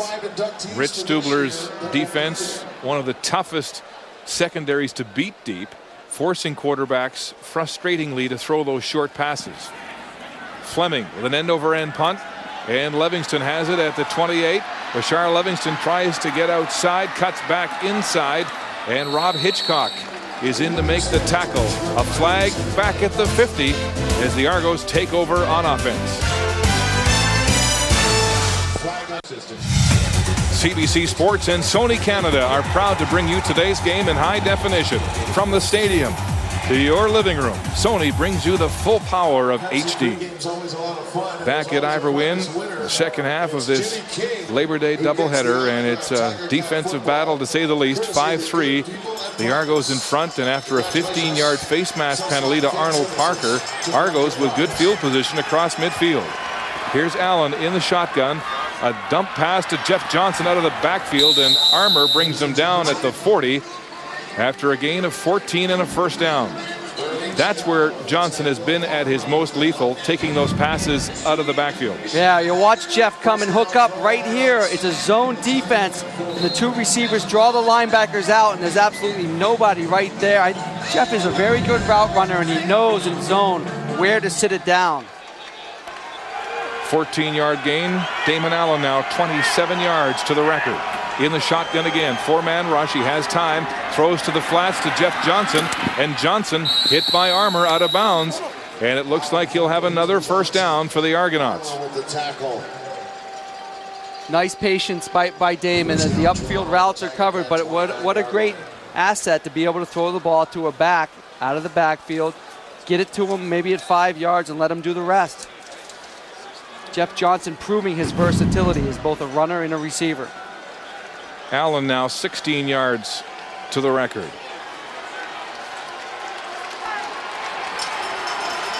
And his offense threatening to score the game's first touchdown. In the shotgun, it's a pitch to Arlen Bruce. Bruce cuts upfield, big block across the 10 to the end zone. Touchdown, and that's the record there on the shovel. Damon Allen heading to the end zone for the football. Allen is over the moon tonight here in Hamilton. 22 years in the making. Damon Allen has surpassed Warren Moon for pro football's all-time record as the all-time leading passer on this play. They went to a little trickery with it. They had Stokes coming the other way underneath, looking like the shovel pass, and then Arlen Bruce comes from left to right, and Damon tosses it to him, and again, let your athletes do all the work. Short pass, short toss, long run by Arlen Bruce. And Arlen Bruce, you're right, with a second effort to deliver the record tonight. And Damon Allen's wife, Desiree, his daughters, and his grandson in attendance tonight to witness this historic moment in pro football as he moves past Warren Moon to become the all-time leading passer in pro football. Damon Allen leaving his indelible mark on the game tonight on Labor Day. What an amazing number to pass of pro football passing yards. And I'll tell you what, he's done it by being consistent, by being smart, and by being durable. I mean, anytime you play that long professionally, especially a sport like football, it's an amazing feat. 22 years in the making. His longevity etched into the history books with this passing record as the Argo owners congratulate their quarterback at 43 years of age. Damon Allen saying what this record means most is the recognition of his longevity, being a starter in his 40s. Now, the ceremony to mark the occasion. Here's Brenda. Howard Sokolowski and David Cinnamon, the Argo owners, are here. Steve Mariucci, Damon's quarterback coach at Cal State Fullerton, and now to Tom Wright, the commissioner of the CFL, with a presentation. Thanks very much, Barbara. Damon, on behalf of the Canadian Football League and CFL fans from coast to coast to coast and around the world, please accept our congratulations and this game, along with our thanks for everything that you have done for our game and for our league. You've received many a game ball, but none longer than this one, Damon. Congratulations.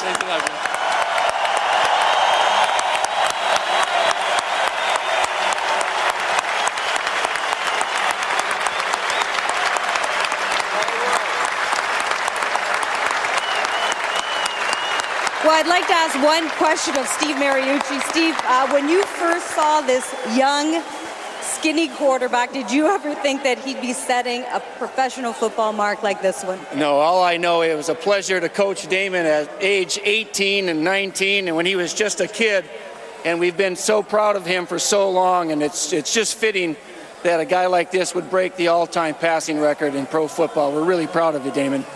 Well, Damon, you've talked about it so much this week. How does it finally feel to break the record, and what does it say about your career? Well, first of all, it talks about, so many people who supported me throughout my whole career. It starts with my parents and my family, my brothers and sisters who instilled in me that I can do anything I want to do. And over the last 22 years, I've had the honor and the pleasure in playing in front of great fans across the CFL, including the Hamilton Tiger Cat fans. And I'm just looking forward to coming back to Toronto and celebrating next week. Congratulations, Damon. Thanks a lot. Damon Allen, pro football's all-time leading passer. And a gracious standing ovation, including wife Desiree and one of his biggest supporters, the Pinball, as history is made tonight. Pinball's wife Diane along with Desiree in the stands, and the celebration continues here at Ivor Wynne. And this week Damon Allen was talking about this moment, anticipating it, as we look at the 29-yard shovel pass and run to Arlen Bruce that set the mark.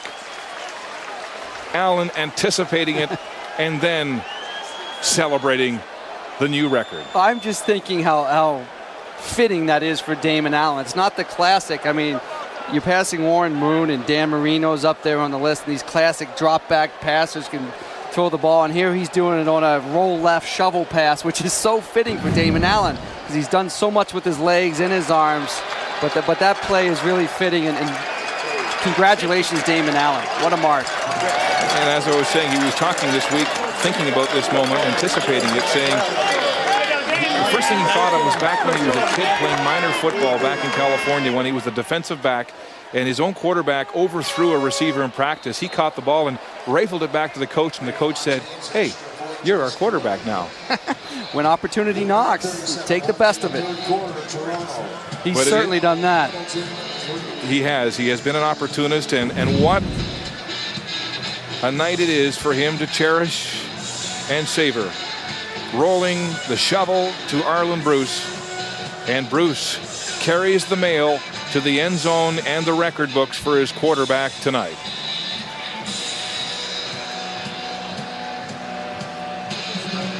And on the sidelines, Pinball Clemens there to congratulate him, along with Ron Lancaster, whose CFL all-time passing record Damon broke back in 2000.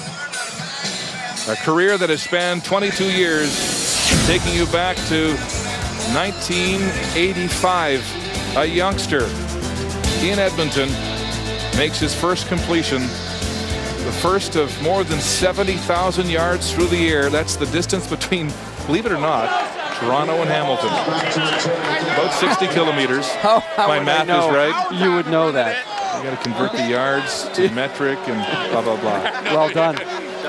Well done indeed. Damon Allen, the new all-time pro football leading passer, eclipsing Warren Moon, a quarterback who blazed a path up here ahead of him in those same Eskimos, and a quarterback who first turned Damon Allen on to the CFL. Here's Willie Quinney now returning the kickoff after the historic touchdown, and driven into the TV cart. And Prefontaine gets his nose dirty there. There's Damon right there. We compare him with Warren Moon. Seasons, both very durable. keep themselves in great shape. And I'll tell you what, Damon may have more years to add to that. Amount of teams they played on yards. So really parallel those two careers right there.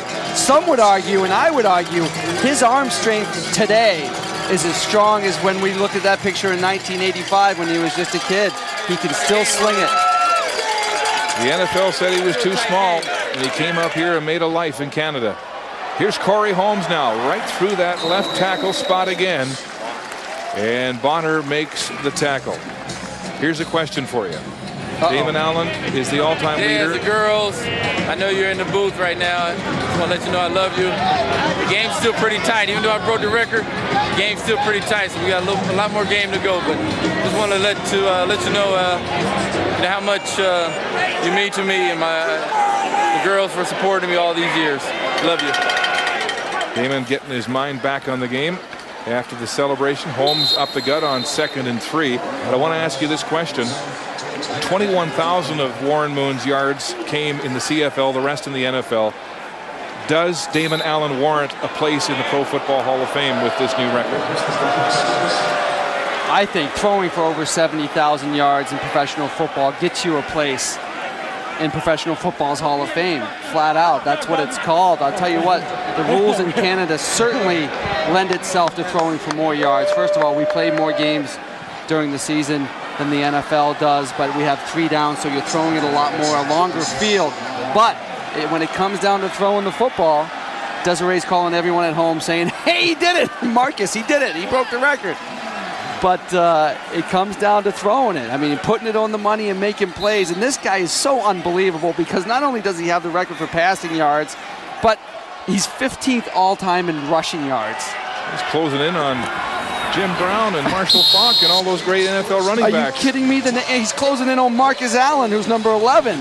And you're right, he's within 500 yards of Jim Brown, Tony Dorsett, Eric Dickerson. I mean, that speaks to his athletic ability, right? He throws the ball well. We see him buy time behind the line of scrimmage, but rushing the football, he's also amazing. So the record's set, and the focus returns to the game at hand as Moss sneaks it on 3rd down for the 1st down and hands it off to Holmes, right tackle again. And every time Holmes touches the football, something good happens for this Ticat offense. Very close to the 1st down marker. Wow, well, Corey Holmes played extremely well tonight, getting his first start of the year. 7 rushes for 82 yards. I mean, my quick math is almost 8 yards a carry, just over 7 yards a carry, but he's done it everywhere, but mostly going to that left side of the offensive line. Going behind Woodard and Hudson, and why not? I mean, 2 of your best offensive linemen. 2nd and inches, and the Cats push it up the gut. Flags are down.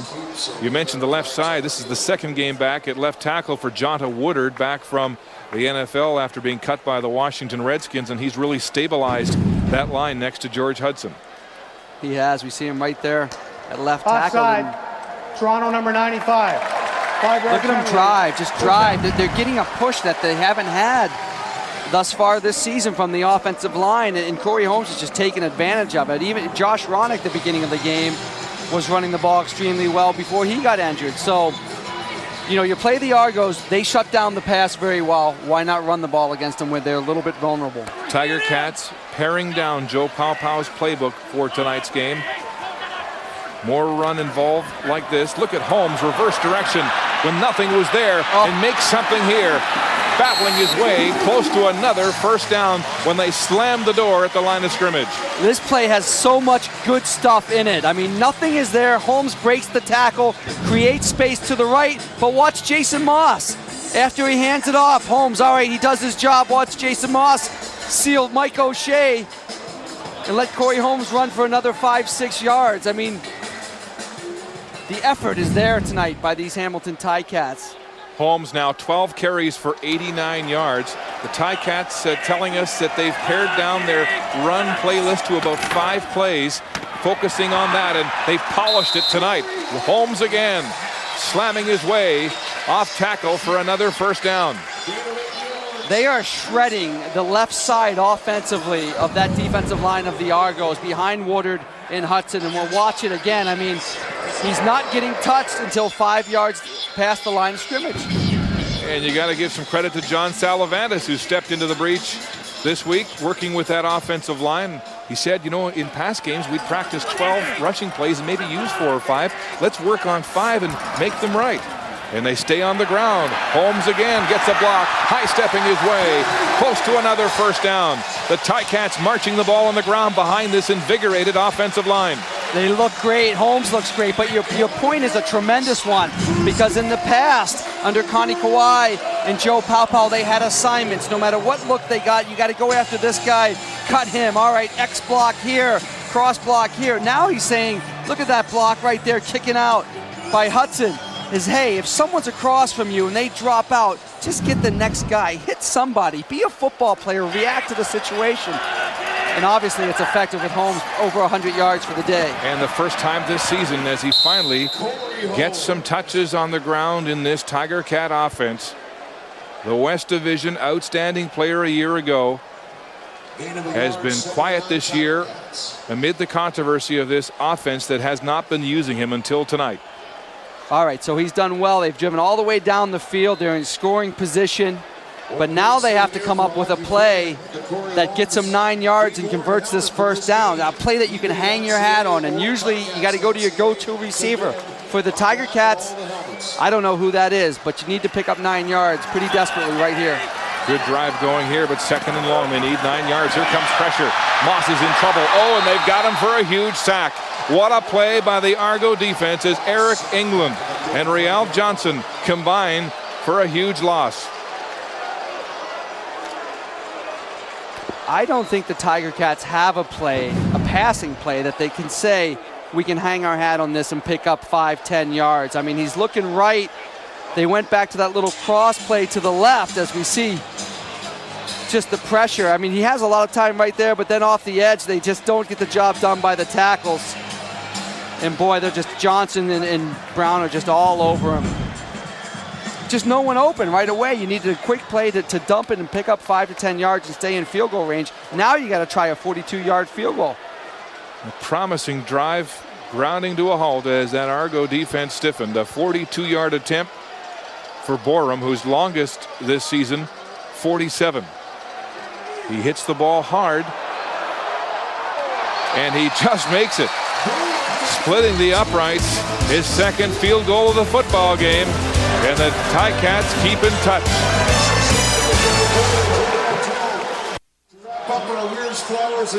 Back in Hamilton, Ticats within 6 of the Argos, but a huge sack by Eric England, his first of the year with help from Real Johnson. Well, it's the biggest play of the football game. Let's watch the tackles for the Tiger Cats and see what they do on the biggest play of the football game. They set inside and just olay. It's the old lookout block. And maybe they turned and said, hey, look out, Jason, here it comes, because they didn't touch it, almost like they were setting up for a screen. The thing they didn't do was wave the red flag. Just no sooner complimented that O-line and they let their quarterback down. Here's Damon Allen, sacked for the first time tonight. In the first play after setting the record, Clinton Wayne, the newcomer from the Alouettes, with his first Ticat sack. Clinton Wayne's going to be a great addition for this Tiger Cat defense, but Damon's saying here, all right, I got the passing record. Time to set my sights on the rushing record. They try a quarterback draw, but Clinton Wayne has nothing to do with it. Clinton Wayne, in his tour of the CFL, on his 5th team now. He's played in Calgary, Edmonton, Ottawa, Montreal, now Hamilton, but closer to home here in the Toronto area. Second down, 12 to go. Allen throwing, nearly intercepted, intended for Arlen Bruce, and Wayne Shaw stepped in front of that bullet to break it up. Nice job by Wayne Shaw coming down. He's the free safety, but he rotates down into coverage, and Tate Cody comes back and takes his spot, and he cuts under Arlen Bruce and almost makes the play of the game. And if he picks that off, there's nobody there to tackle him. But they do a nice job between Shaw and Cody of rotating down and changing positions. Prefontaine to punt. Willie Quinney, the lanky rookie, back to return for Hamilton. Prefontaine using up most of the play clock before getting this one off with 3 seconds to go. A nice deep spiral, one of his best of the night, to Quinney at the 28. Quinney trying to get outside, gets a block from Marius and is dragged down. Ray Fontaine makes the tackle for the Argos, the team leader in special teams.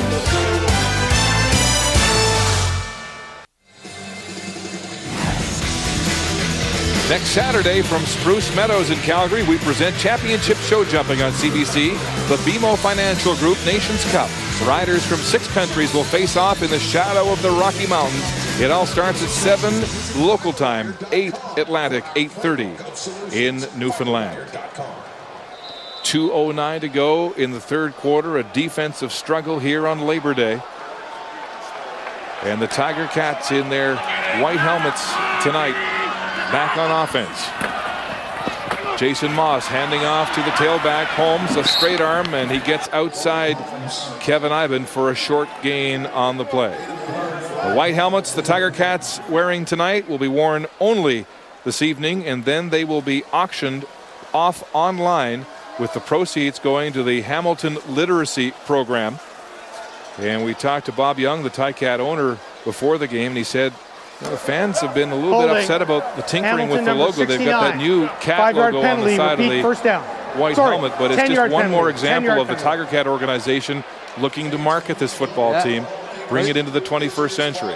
They're right. They did a great job with that, but not only that, they've changed it, and people were superstitious. They've played extremely well with this new white helmet and white look. And are you saying maybe they won't put the helmets up for sale? No, I'm sure they will, but the reaction from the fans is going to be a lot more positive because the Ticats have played well. Woodard on the hold. It's first down, repeated, 20 yards to go, and flags fly before Moss can get the play off. Ben Johnson sorting it out. You would think since they blew the whistle it would be illegal procedure, because that stops a play. But procedure, Hamilton number 50. 5-yard penalty, repeat, first down. So that's Powell at right tackle. Moving early. But that looked like both sides actually were off sides. Right here. Let's see if he did move. Jeez, these guys really earn their paycheck. Just subtly jumped right before the snap. Cats are backing up towards their end zone. 1st and 25 now. 113 yards and penalties tonight. Moss in the pocket, gets it away. Peterson on a crossing route in front of Mike O'Shea, gets away from the linebacker. Then he's tackled. It was Antonius Bonner who's been all over the tackle department for the Argos on defense. Here, Jason with a lot of time again in the pocket, all day to look. He finds Peterson. Here's where we're talking about getting north and south, right? All that east and west. That looks great. He's running for a lot of yards. They just aren't going forward towards the first down. Second down and 18 after a gain of 7 by Kamal Peterson. In the shotgun, Moss in a 4-man rush from Toronto. Throws it across center field. Corey Holmes makes a grandstanding catch and then is chipped down just short of the first down. Holmes leaking out of the backfield with a big catch. And a gain of 16 yards on the play. Now they have a decision to make, but hey, we see what Corey Holmes is all about today. Moss releasing it under pressure, great job, but watch the catch. Extended, not knowing if you're going to get hit by a linebacker, breaking a tackle from maybe the best tackler in the league, Kevin Ivan, and just ends up 1, maybe 2 yards short of the first down, and now we'll see the Ticats go for it. Yes, Ron Lancaster is going to roll the dice, and it's a good 2 yards here on third down with the ball at their own 39-yard line. That's no long one. That's a definite 2 yards they need to pick up this first down. Rob Hitchcock into the game now in the backfield. Big team in. The ball is handed off to Holmes. He's rocked at the line of scrimmage, and I don't know if he got it. Wow, He needed to get across the 40 to about the 41. He didn't get it. He got hit by a train called Mike O'Shea. He had a good hole for the first down, but he's going to be short. Yes, they're going to be almost a yard short here. Watch this hit. I mean, just sends him straight back. Mike O'Shea, the veteran who turns 36 this month, with a big tackle indeed.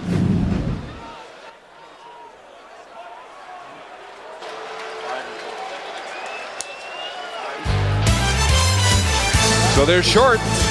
The 5th turnover of the game for the Cats.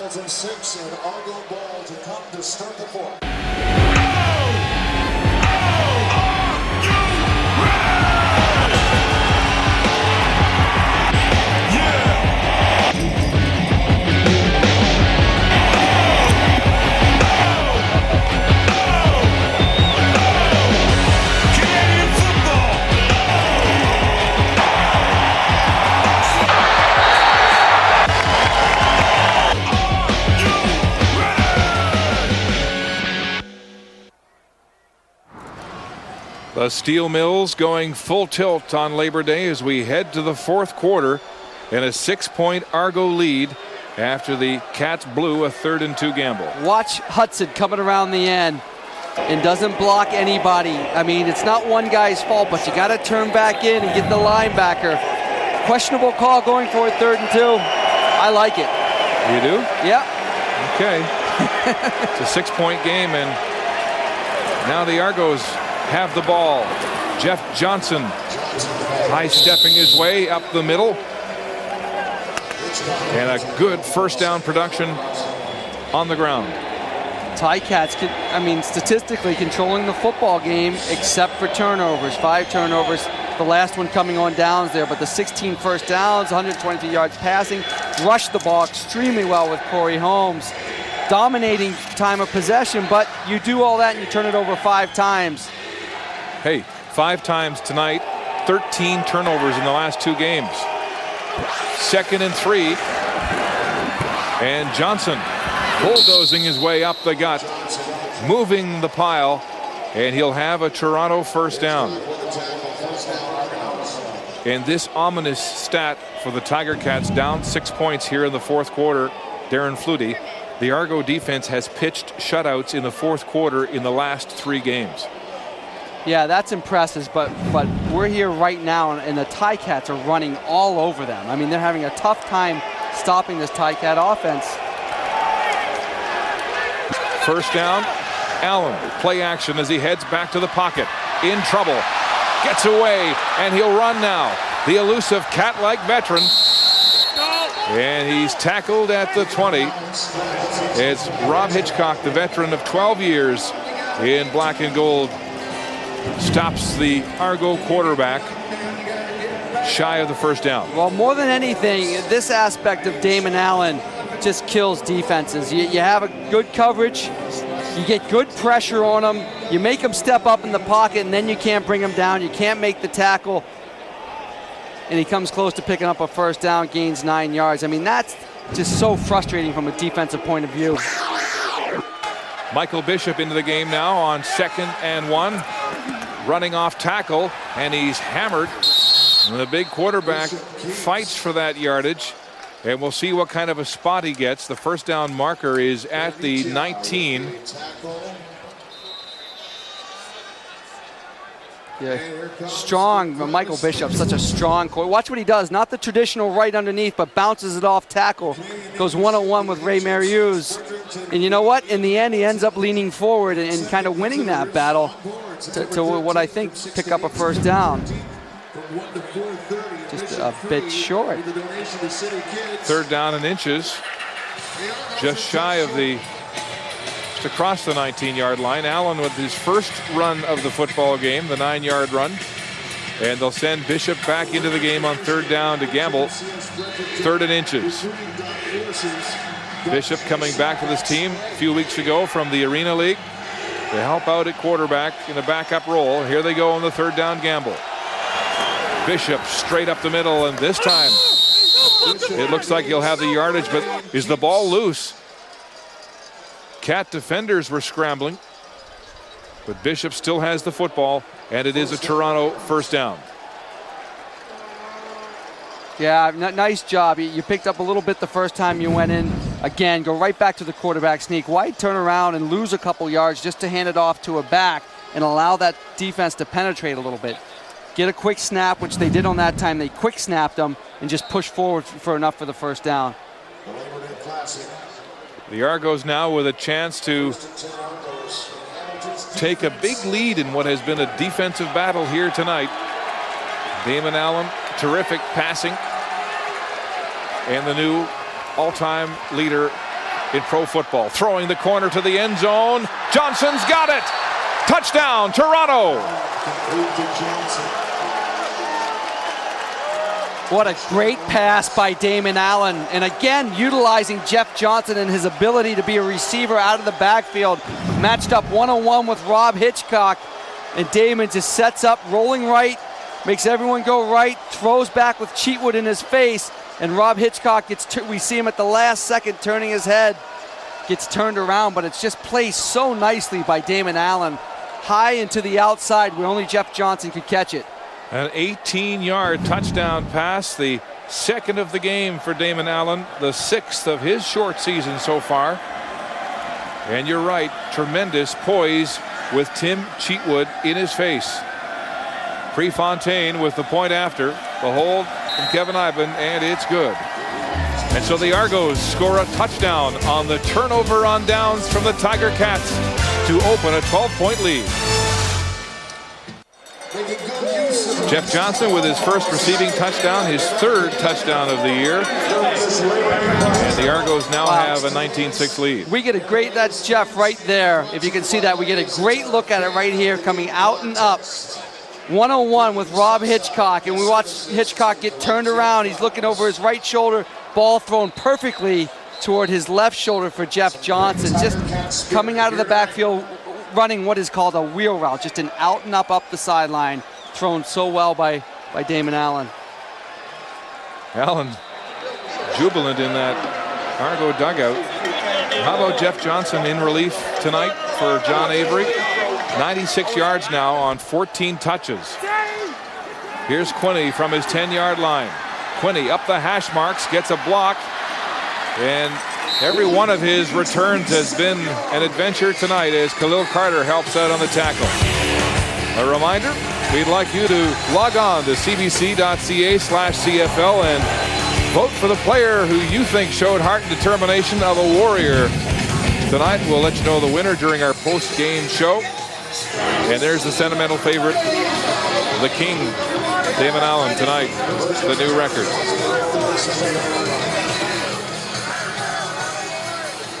We talk about the emphasis of the Argos more to the ground on offense in the last 3 weeks. That last series had 5 runs and 1 pass, the touchdown to Johnson.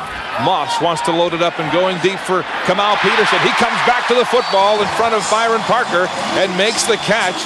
Parker thought there was contact and makes his case to the official, the side judge, Don Carmichael, but it's a big catch. Let it go. Great play by the receiver. This is what you have to do sometimes. You got one-on-one coverage up the sideline. Watch Peterson. Yeah, he pushes off a little bit, but he goes up for the ball like it's a rebound. Last week, Hamilton Ticat receivers were waiting till it comes down. I mean, was pushing and shoving both sides, but he goes up at its highest point, catches the ball at the highest point, and makes the play. You like that the Cat receivers are fighting for the ball tonight. After a couple of weak efforts, a 40-yard gain by Peterson. Rollout to the naked side. Flick makes the catch on a short pass, and Jordan Younger brings him down for a gain of 2. Yeah, I like the deep pass they threw. I'm a little bit tired of this play. They've run it in critical situations, and if it's executed perfectly, you pick up 2 yards, which is, I don't know, not that great. But look at the comparison between Damon Allen and Jason Moss. I think both have played well today. Just the inverse proportion on the touchdowns and interceptions. Bingo. That's all it is. It's the 2 interceptions versus Damon's 2 touchdowns. Moss with some fire in his eyes, trying to lead his team back here. Backpedaling, throwing to the wide side. It's intercepted. It was way wide of the mark, and the Argos are bringing this back. It's Byron Parker returning the interception for a touchdown. Parker's 2nd interception touchdown of the season. With the Argonaut interception, Released by the Dallas Cowboys at the end of July, coming back to the Argos in offense, and what a weapon he's been in the secondary. Miscommunication between Peterson and Jason Moss. Jason thought he was going to hang towards the sideline versus zone coverage. Peterson started to bring it in. You make a mistake like that where you're one-on-one way near the sideline and it's over. It's just a pass you can't make. Parker holding on to the football, Darren. His second touchdown on interceptions, his third touchdown, or rather third interception in a month in the CFL. An 87-yard interception return for a touchdown, and the 6th turnover of the game for the Tiger Cats. The point after is good, and an animated Moss, an animated Parker. Two different stories to tell tonight. Oh dear, the bags are out at Ivor Wynne as Ticat supporters don't want to be recognized. I really don't think this is all on Jason Moss, this last play. We'll see it right here. The idea of this play is go deep, him to go to the corner, him to come to 5 yards and stop. Put the pressure on this guy right here to have the corner 1 or the underneath 2. Let's see what happens. If you do that, you either have the corner over top or him sitting. See the corner right there? It would have been wide open if he sat down, but instead he came in. The only guy there was Parker, and it was completed. Just a touchdown the other way. That's all. The longest interception return for a touchdown this season for the Argos, 87 yards for Parker, who has been a go-to DB for the Argos. 6 turnovers tonight for the Tiger Cats. There's the fumble by Moss after a great run. Willie Quinney carrying that football like a loaf of bread, lost it. The interceptions, 3 of them in total, thrown by Moss for a total of 13, a league worst category for him. And then that one right there to Byron Parker, who was celebrating for the final 65 yards. 6 turnovers tonight, 14 in the last 2 games. And it's a dubious stat. You turn the ball over and you hurt your chances to win, and now it's a 20-point Toronto lead. And the Argos back in that prevent defense. Moss with time. He'll run as he's flushed from the pocket. Breaks a tackle from Michael O'Shea and gets close to the first down. We'll see where they spot it. First down marker at the 46, and it looks very close. Yeah, Moss gets great protection again, and I like this kind of pattern better. They got 3 receivers to the right, 2 to the left, and they're running crossing route. So he's looking, doesn't have it there, but the protection is good enough that he can tuck it and run. I mean, he's had time to throw the football tonight. It's just in critical situations they've turned it over and he's made bad decisions. Moss in the no huddle. Here comes the blitz from the outside. He steps up into the pocket across the middle. It's complete to Brock Ralph. The Argos say he dropped it, and they'll spot it at the 49. Another first down as Ralph figures in the offense tonight. Yeah, just right over the middle again, where I think you can beat the Argos defensively. We'll see if he holds on to this. He has it there. That's close. Close. Nice effort. Takes the hit, though. They may. Ralph is the injured Tiger Cat. Chris Puskas in to attend to him. The Tiger Cats will check with him, and we'll take a timeout here on Labor Day in Hamilton.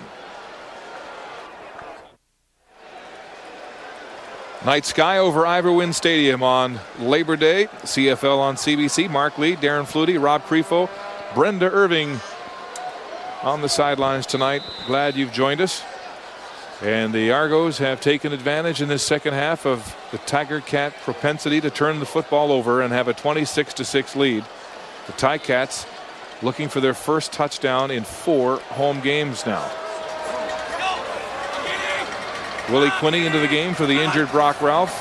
4-man rush from the Argos, and they've got pressure. And Moss is incomplete with an intended pass to Holmes. In case you're just joining us, the game summary tonight, Damon Allen has done it. He has passed Warren Moon as the all-time pro football passing leader. He did it with a 29-yard shovel pass and run to Arlen Bruce. Holmes finally getting his hands on the football. Has had a red-letter day here in Hamilton. And the Argo touchdown makers, Bruce, Johnson, and Parker. The turnover is the big story for the Tiger Cats. It was a 12-6 game until they went for it 3rd and 2 at their own end, which you should never do, Mark. Here's Moss with time. Throws it. Incomplete. Intended for Mike Morreale, trying to come back to the ball, but pressure again from the Argos. Pressure with 3-4 men rushing the quarterback. Well, you know now the Argos are saying, well, they got to throw the ball. It's 2nd and 10 or 3rd and 10, and here he gets the pressure, throws off his back foot, doesn't get a lot on it as he's getting wrapped up. Morreale tries to make the one-handed grab, and now they'll have to punt it away. This Argo defense, as we mentioned earlier, has shut out opposing offenses in the 4th quarter for the last 3 games and are so stingy when it comes to passing touchdowns. They lead the league, allowing only 8. And that's the predicament the Ticats are in here as Fleming punts it away. Livingston at his 15-yard line. Bashar Livingston breaks 1 tackle and another. Finally, Ray Marius and Lawrence Gordon swarm him to limit that return. A 35-yard punt, no return, and dejection here at Ivor Wynne.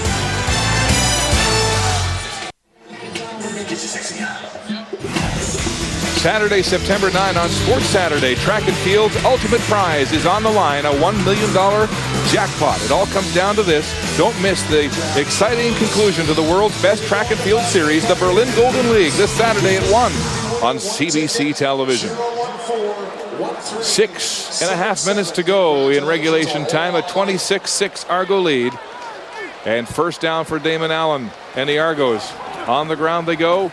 Jeff Johnson running hard as Rob Hitchcock finally makes the tackle in what looks like a first down carry for Jeff Johnson.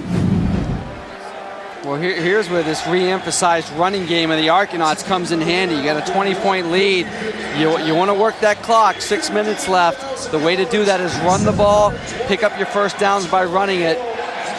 And Jeff Johnson's off to a good start there, picked up the first down. Back to that low-risk philosophy, the new philosophy in Toronto.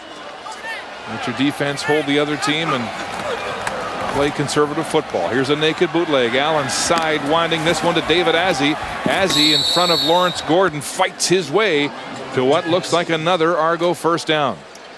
Azzi, the young man out of the University of Ottawa in his first season with the Argos, 3rd in the CFL. This is what I meant by Damon's arm strength still being as strong. Why he just slings it like a shortstop turning a double play?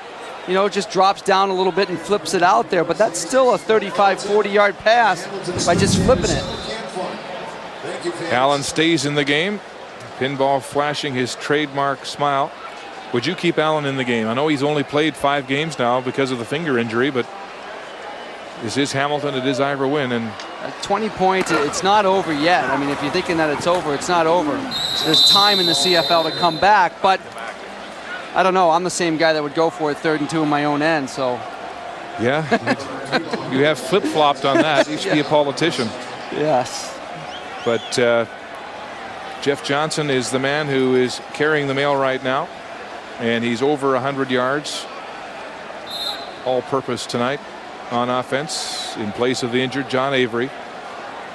I think with a new philosophy with the Argos of running the ball, but then also utilizing your back as a receiver, Jeff Johnson is the perfect back for this type of offense. 7-yard average for Johnson on a touch. Here's Allen. He wants more. Loading up for Tony Miles. And Miles can't get to the football. Well covered on the play by Joaquin Bradley. It'll be a 3rd down, 8 yards to go situation, and the Argos will punt. Well, the Ticats have done a good job of not letting up the deep pass. I mean, they let up plays that have been completed underneath with great runs like Arlan Bruce's touchdown. But they've covered some very good receivers well deep. Tony Miles got great speed. Well covered by Bradley. Prefontaine standing inside his 25-yard line.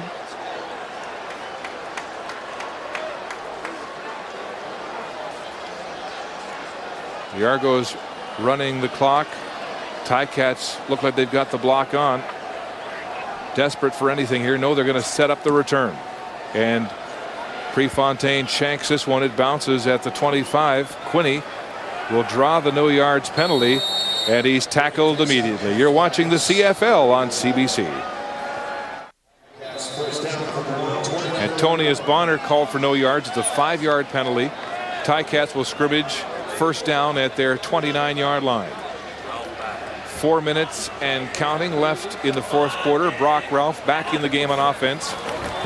5-man rush, and there's pressure on Moss. He breaks away, now throws a flat pass, and Holmes has it on the gallop, and Holmes makes a first down.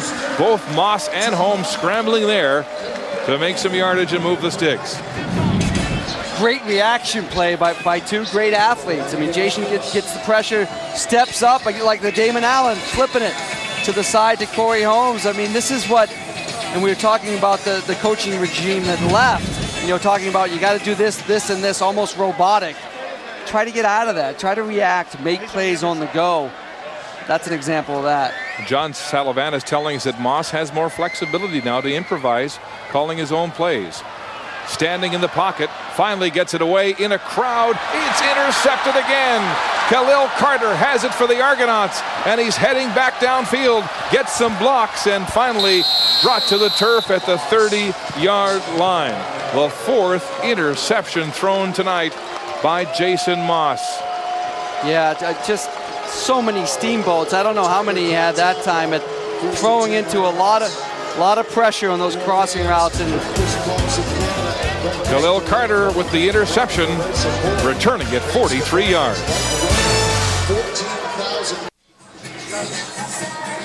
Well, nobody feels worse than Jason Moss, so I'm not going to belabor the point, but turnovers, right, another factor tonight.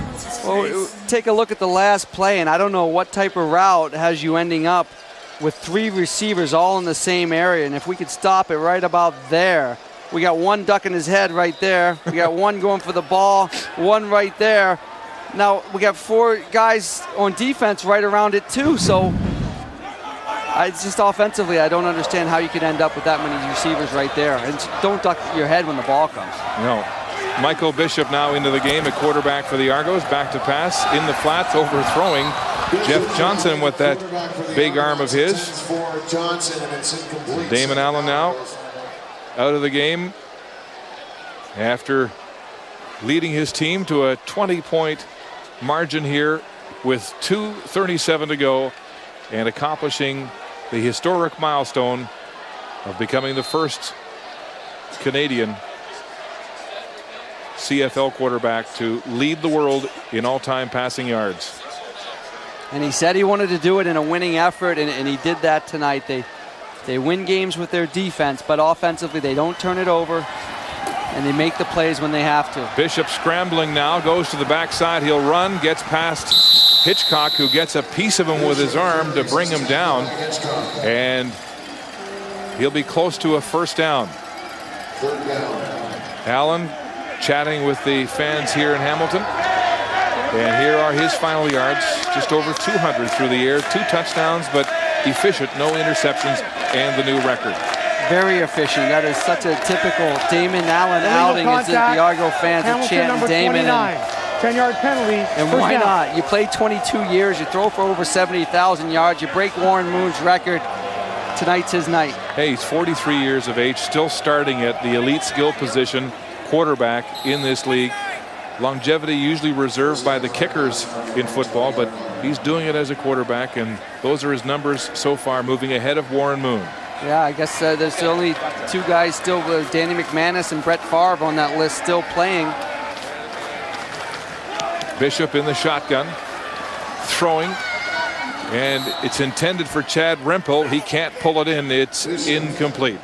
Got some time now to check your Rona game notes, starting with the Argos.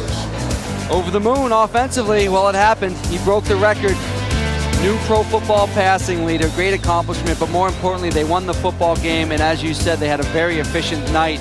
Defensively, not sure if they quieted the fans early, but ultimately forced the 7 turnovers that were the difference in this football game. Allen with his family now.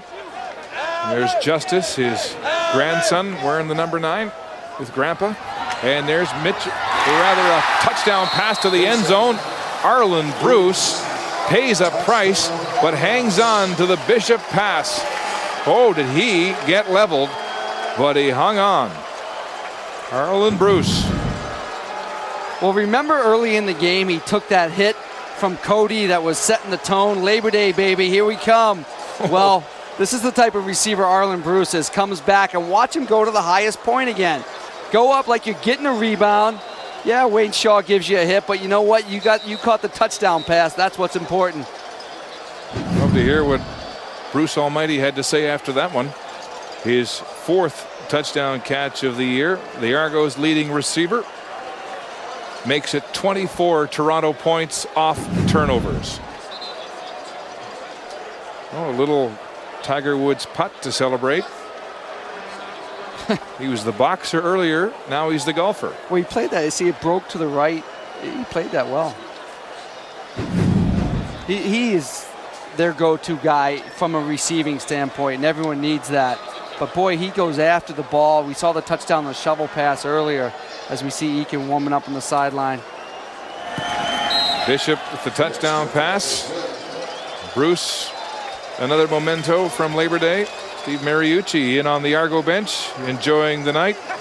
Former quarterback coach for Allen at Cal State Fullerton. Former coach at the 49ers, where Bruce once played.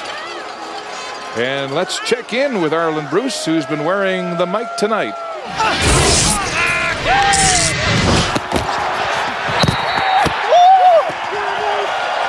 No.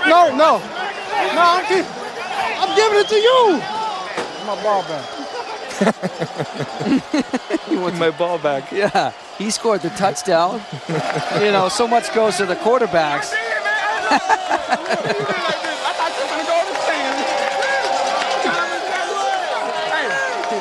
The Argos on the verge of their 4th straight win after being 2-5 and looking rudderless at the beginning of the season. I like that though. No, a box. 4 wins in this 5-game series against East Division opponents, and with the win tonight will move above 500 and into sole possession of 2nd place ahead of Winnipeg, and now 1 win away from the Montreal Alouettes. Holmes now on special teams, chipped up by Carter, and coming to rest at the 47-yard line. And of course, they have the Kevin Ticats this week. Now coming into the game at quarterback, as we check your Rona game notes for the Cats. Well, offensively, home sweet home. Well, they got the field goal at home, so they broke that. But more importantly, Corey Holmes came to play today. 164 yards from scrimmage. That's his best production of the year. 2nd best coming in against the Argos earlier in the season. But I think they found it back in Corey Holmes. Defensively, Holy Mackinac, what's been going on? They let up 99 points in the last 2 football games. Well, in the second half, when it mattered the most, they allowed 3 touchdowns, but really kind of put on their heels by the turnovers offensively. Kevin Eakin, a quarterback in the shotgun to mop up here, and his first pass hits the turf, incomplete. And the few fans who are left derisive in their appreciation. Eakin has thrown 6 interceptions this year and no touchdown passes. And Bob Young, the owner of the Tiger Cats, has been remarking on how his organization has been able to lead the league in not selling winning in this park. But after a while, your product is on the football field, and season tickets are up for renewal after this season. One Cat fan saying he left 5 minutes into the game last week with the score 10-1 and never came back. There's another interception, and it's Byron Parker again heading to the end zone. Touchdown. Parker's 2nd interception touchdown of the game, the 7th pick thrown by Eakin this year. And for Parker, his 4th interception of the season, and that season has been in the last 4 games. Wow, that was just... And Rob Katz, the chief operating officer, and the new general manager, Marcel Desjardins, can hardly contain themselves. They're doing a slow smolder up in the booth. Well, it was a great football game with the Ticats moving the ball offensively. This is just a dismal decision, throwing off your back foot while you're getting hit. Receiver sitting, waiting for the ball. Not so much Terry Vaughn's fault, but just throwing that off your back foot, not getting any zip on it to the sideline, which we saw earlier what happens. Wow, that's like synchronized swimming. They need the feet up in there waving. 47-yard interception return for a touchdown. And another hard night for Ron Lancaster. 3 touchdowns for Parker. A reminder, the CFL on CBC traveling to Toronto next Saturday for the return engagement of this home-and-home series between the Ticats and Argos. It all begins from Rogers Centre at 2:30 Eastern with the pregame show. Ticats and Argos. CFL on CBC. The Argo faithful hanging in here as the Ticats have gone, in terms of time now, 4 home games in a row without scoring a touchdown. Damon Allen being feted. Steve Mariucci, the family, the Allen family, all on the sidelines, and the Argos savoring the historic night for their leader as Damon Allen becomes the all-time leader in pro football in career passing. The kickoff goes out of bounds from Prefontaine, so the Ticats will be able to scrimmage at the 45. Now, let me remind you, when the Ticats went for it on 3rd and 2 in their own end, the score was 12-6. It was. That is obviously the turning point of the football game. They went for it for 3rd and 2. They got stuffed on a great play by Mike O'Shea. And, well, what's it been, 31 points since then? I don't know what it's been, but it's now 40-6. That was the play of the game. I mean, at the time, I thought, yeah, go for it. Hudson wheels back in, blocks O'Shea. I think he got momentum. No matter what happens, they have not scored a touchdown and or a field goal since that point. 31 Argo points off turnovers. Shovel pass, and Kojo Adu fumbles the football. There's another turnover, and this is becoming ridiculous. Clifford Ivory now racing it back inside the Hamilton zone, and he's knocked out of bounds. DJ Flick coming back. The flag on the play at the 35. But this is just too much to bear. No, and it's been too much to bear for weeks now, to the point of embarrassment for the Tiger Cats. And I got to say, Mark, I mean, you come into this football game with Hamilton without really, illegal block, as we hear the call, Toronto number an 3, offensive on the coordinator, run back, 10-yard penalty. Not a, you have a broadcaster down as your offensive line coach, no stability on who's running the offense. And this is a professional football game, mind you. So you go in that way, maybe you're expecting an outcome of only 6 points. 9 turnovers tonight by the Cats, 5 interceptions. 8 last week. That's 17 turnovers in 2 games. How can you possibly expect to win a game doing that?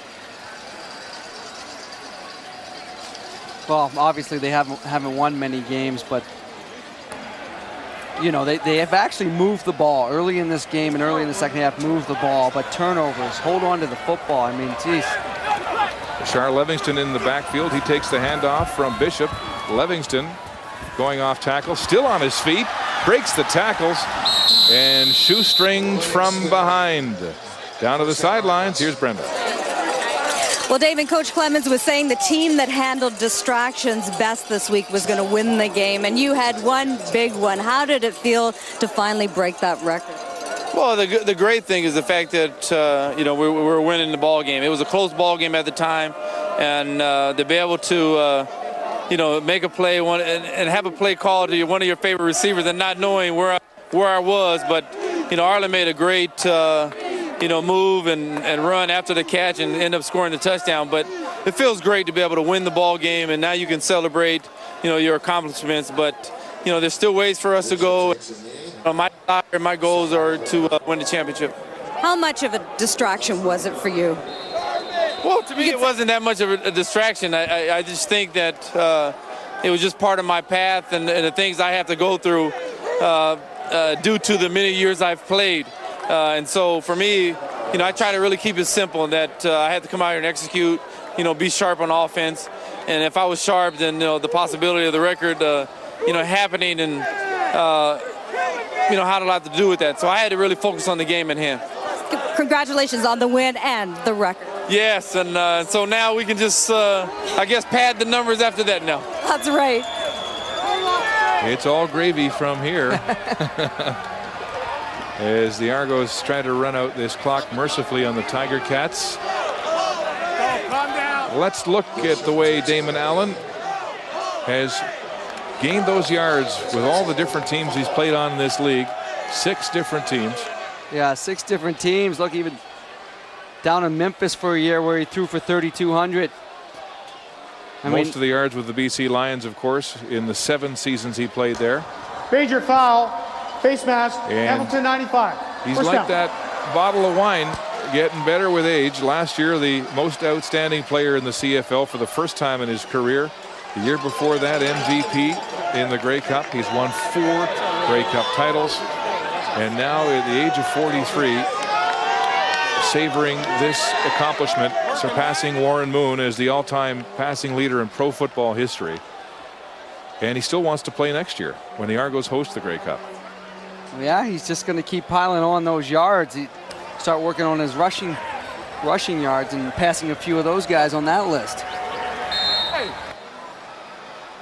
Final seconds.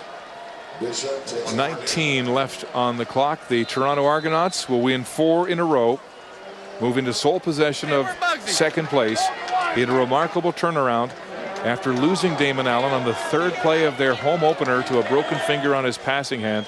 He has played 5 games this season. Well, with the 6 points they've allowed tonight in their last 4 football games, they've allowed 29 points. That'll do it.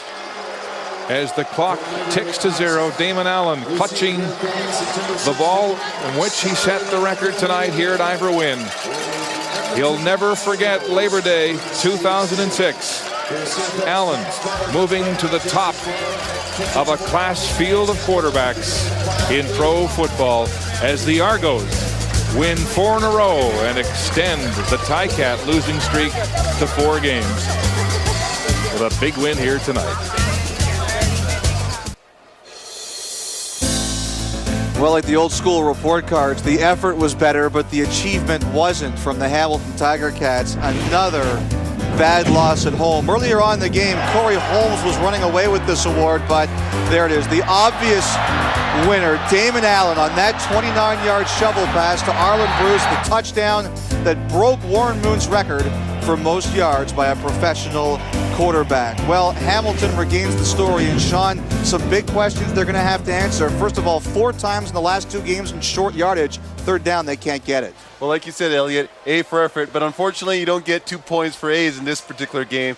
And as far as I'm concerned, the Hamilton coaching staff really let down their players. It was 3rd and 2. The Hamilton Tiger Cats go for it. At that point in the game, it's 6-12. Earlier in the game, they're in the exact same situation. They punted away. They should have done the same here. That would have given them a chance to keep going and maybe win this game. All right, they showed they can use Corey Holmes properly, but David, what do you do at quarterback? I think Jason needs to take some time, get a little therapy, because he looks 12-step program. He really looks shell-shocked right now, and I hate to see a guy like this being in this situation. So take some time and maybe get his head back together and be the guy we expect. Well, you know what, Marcel Desjardins, new general manager of the Hamilton Tiger Cats, went, what have I gotten myself into? He is going to have a lot of work. But keep in mind, like Sean said, it was 12-6 with 10 minutes left in the 4th quarter. This was a close football game. And all of a sudden, so what has been good? The offensive line was good. Corey Holmes was good. I thought the defense was pretty good. Held the Toronto offense to 207 yards passing. That's not bad, but they have a long ways to go. I think quarterback might be the way you start. All right, now they will have to do this all over again in a short week in Toronto. That's our game next Saturday afternoon. The post-game show continues in just a couple of seconds. What a day for Jeff Johnson, over 100 yards combined in place of Ricky Williams and John Avery.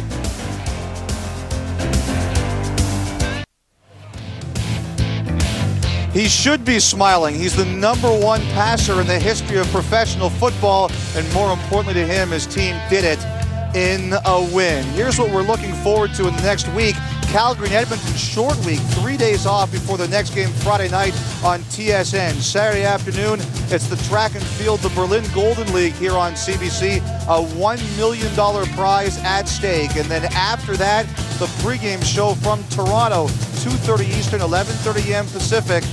Geez, wondering what Ron Lancaster and the Tiger Cats are going to try then. Hope you all had a great long weekend. Good news for the parents. The kids are back in school tomorrow, and so will Jason Moss in the Hamilton Tiger Cat locker room.